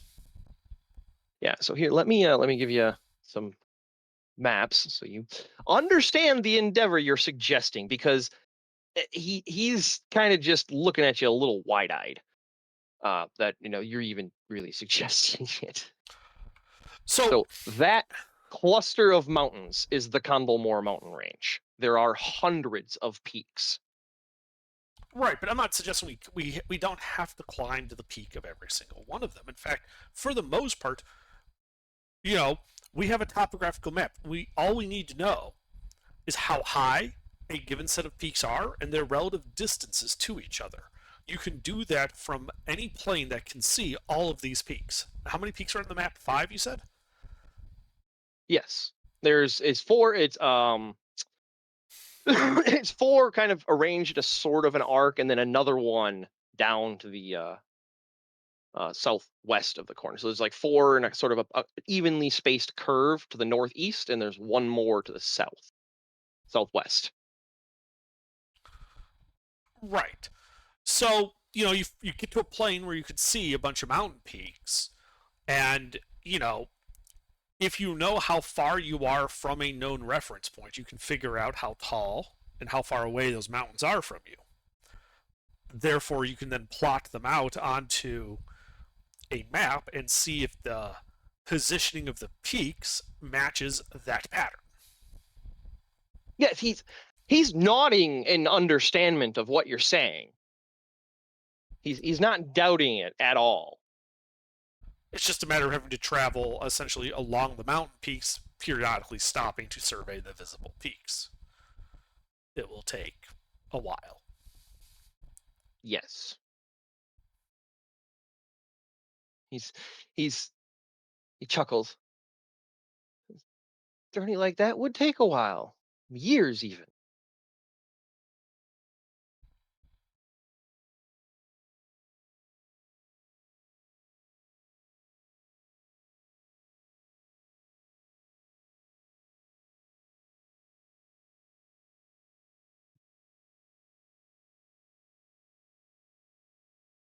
But I agree that the Rangers sound like a good place to start. They're most likely to have encountered something odd like this. Regardless, it's something that we can look into as we're in our travels, and should we find anything, we know who to come and talk to. Yeah, so here's the I don't have a mileage grid, but each one of those squares is 2,000 mile by 2,000 mile. Mhm. So yeah, it's a very large mountain range. It's almost 1,000 miles long and 600 to 700 miles tall. Yep. So, all right, but yeah, he nods. He doesn't believe you. That's fine. And then I say, well, I'm afraid I do have other business I need to attend to. So, good day. You know who we are, and you can always reach out should you need assistance with something. Yes, excellent, excellent. And he goes back to like poring over, just staring at the map. And yeah, then we leave, and we go to the bank to turn in the notes for actual currency. All right, yeah, you head downstairs, go to the north, leave Old Town, go back to the Divine Mercantile Trader, and ask them if you can change your Ganthian notes for coin. And they look at you a little puzzled. Yeah, no problem.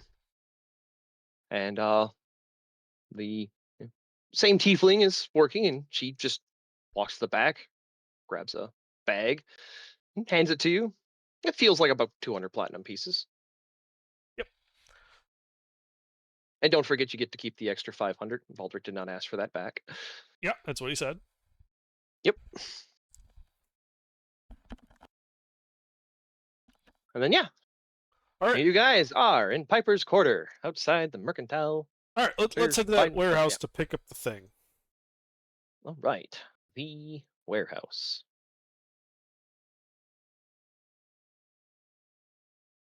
Yeah. You start heading south. And, you're coming up on, late morning, driving around the city like this. And you've gotten a couple of looks for your strange arrangement of carriage and horse. But they've seen far stranger. We're adventurers. We're allowed to be eccentric. But yeah, the letter you remember saying Warehouse 34 on Wooden Barnacle. And you start heading down to the Rose. And thanks to Alaric and Samuel's long ventured musing wandering, Alaric actually has a pretty reasonable idea of exactly where that is because he thinks he crossed in front of it like 3 times. And you guys basically pull right up, and there's a old looking dwarf, probably early hundreds, sitting on a crate, smoking a pipe. He looks up at you. Can I help you? Oh, you're Levi's lot. Yeah, come with me. Mhm. And he just takes his pipe, taps it out on the crate, gets up and walks inside through the big double doors of the warehouse. Well, I follow him in. Yep.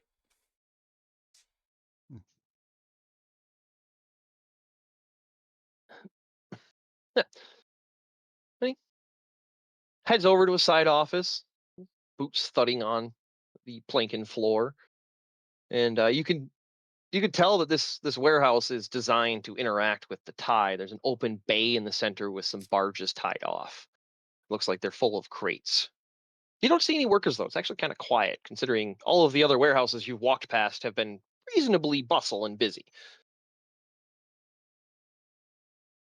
But he walks over to a side off the front corner of the building and goes through a door. Assuming you guys follow him. Yes. Oh yeah. All right.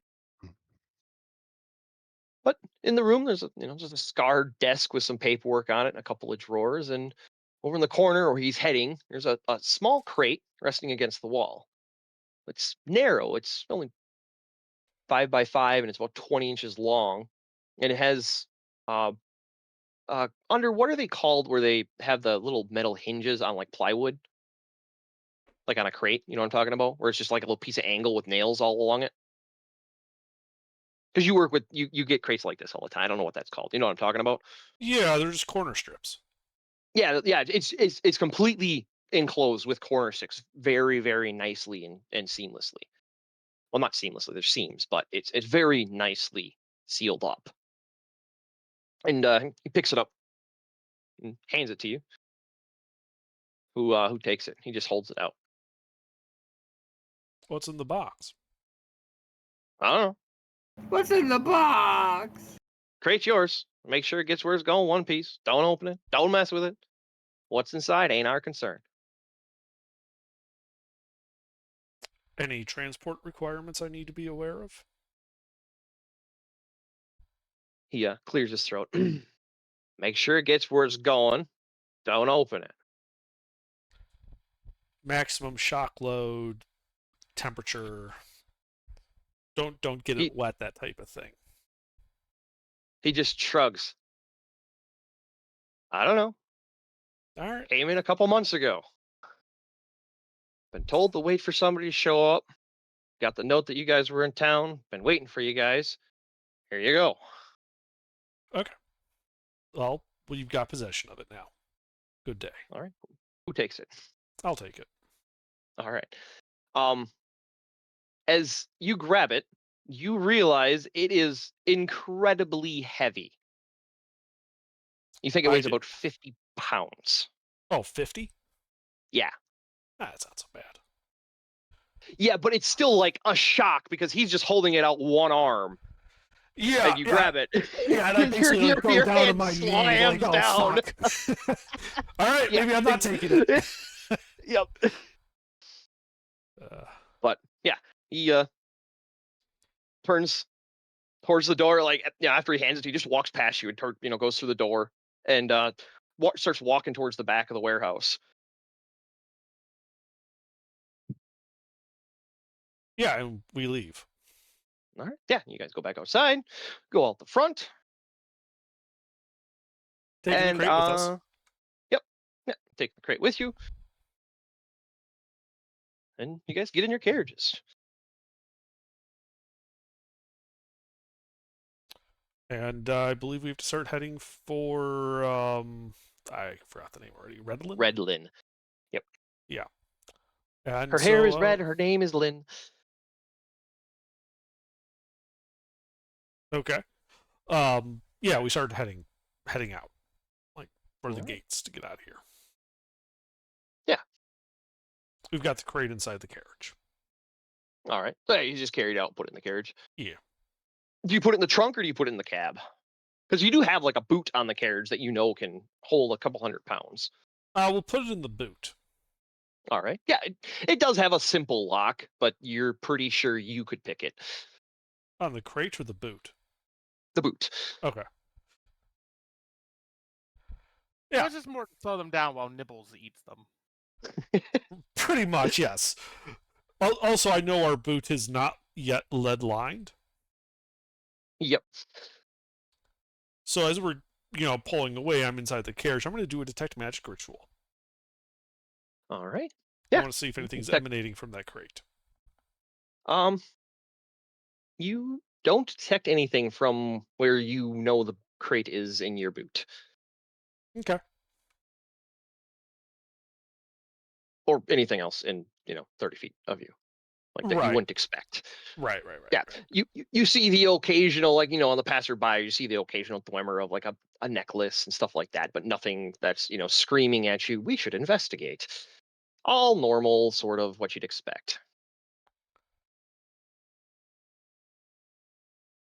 But anyway. On the way out of town, we're in the warehouse district. We'd be passing by a cooperage, right? Right. Did I get cut off there? You'd be passing by a blank. A cooperage? Someone who makes like barrels or other crates and shipping materials?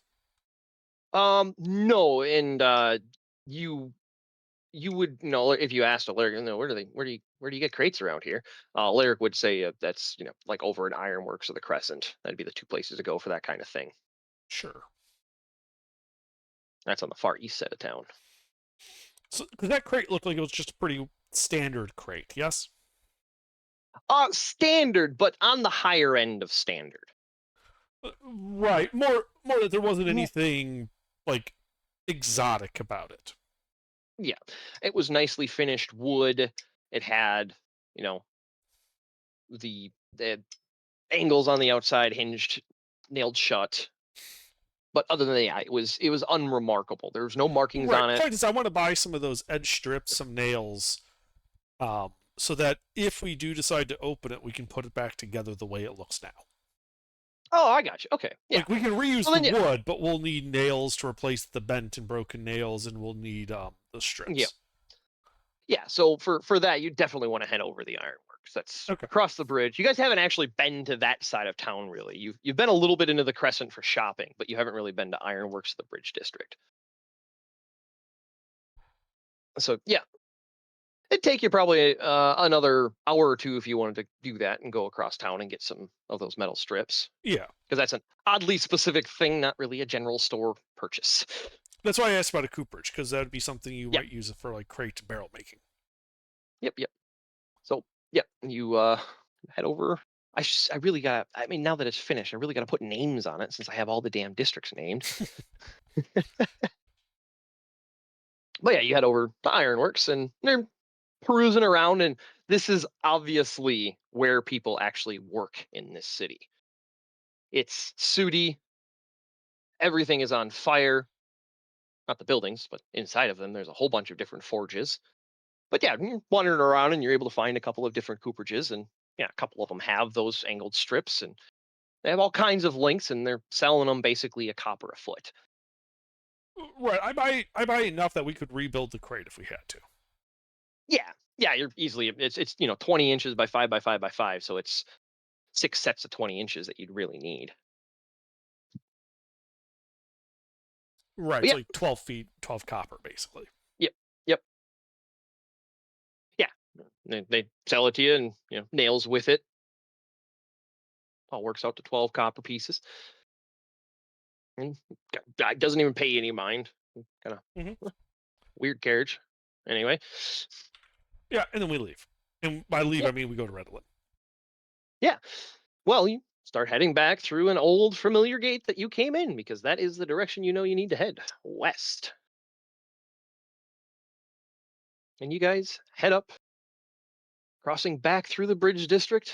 It's exotic market, all kinds of crazy, weird things that none of you care about because you just want to get out of the city. Yep. And you head up, you head out, go through the gate, through the copper gates and on the road. And you guys are outside of Genth. And that is where we will call it. As you guys begin your journey in early afternoon,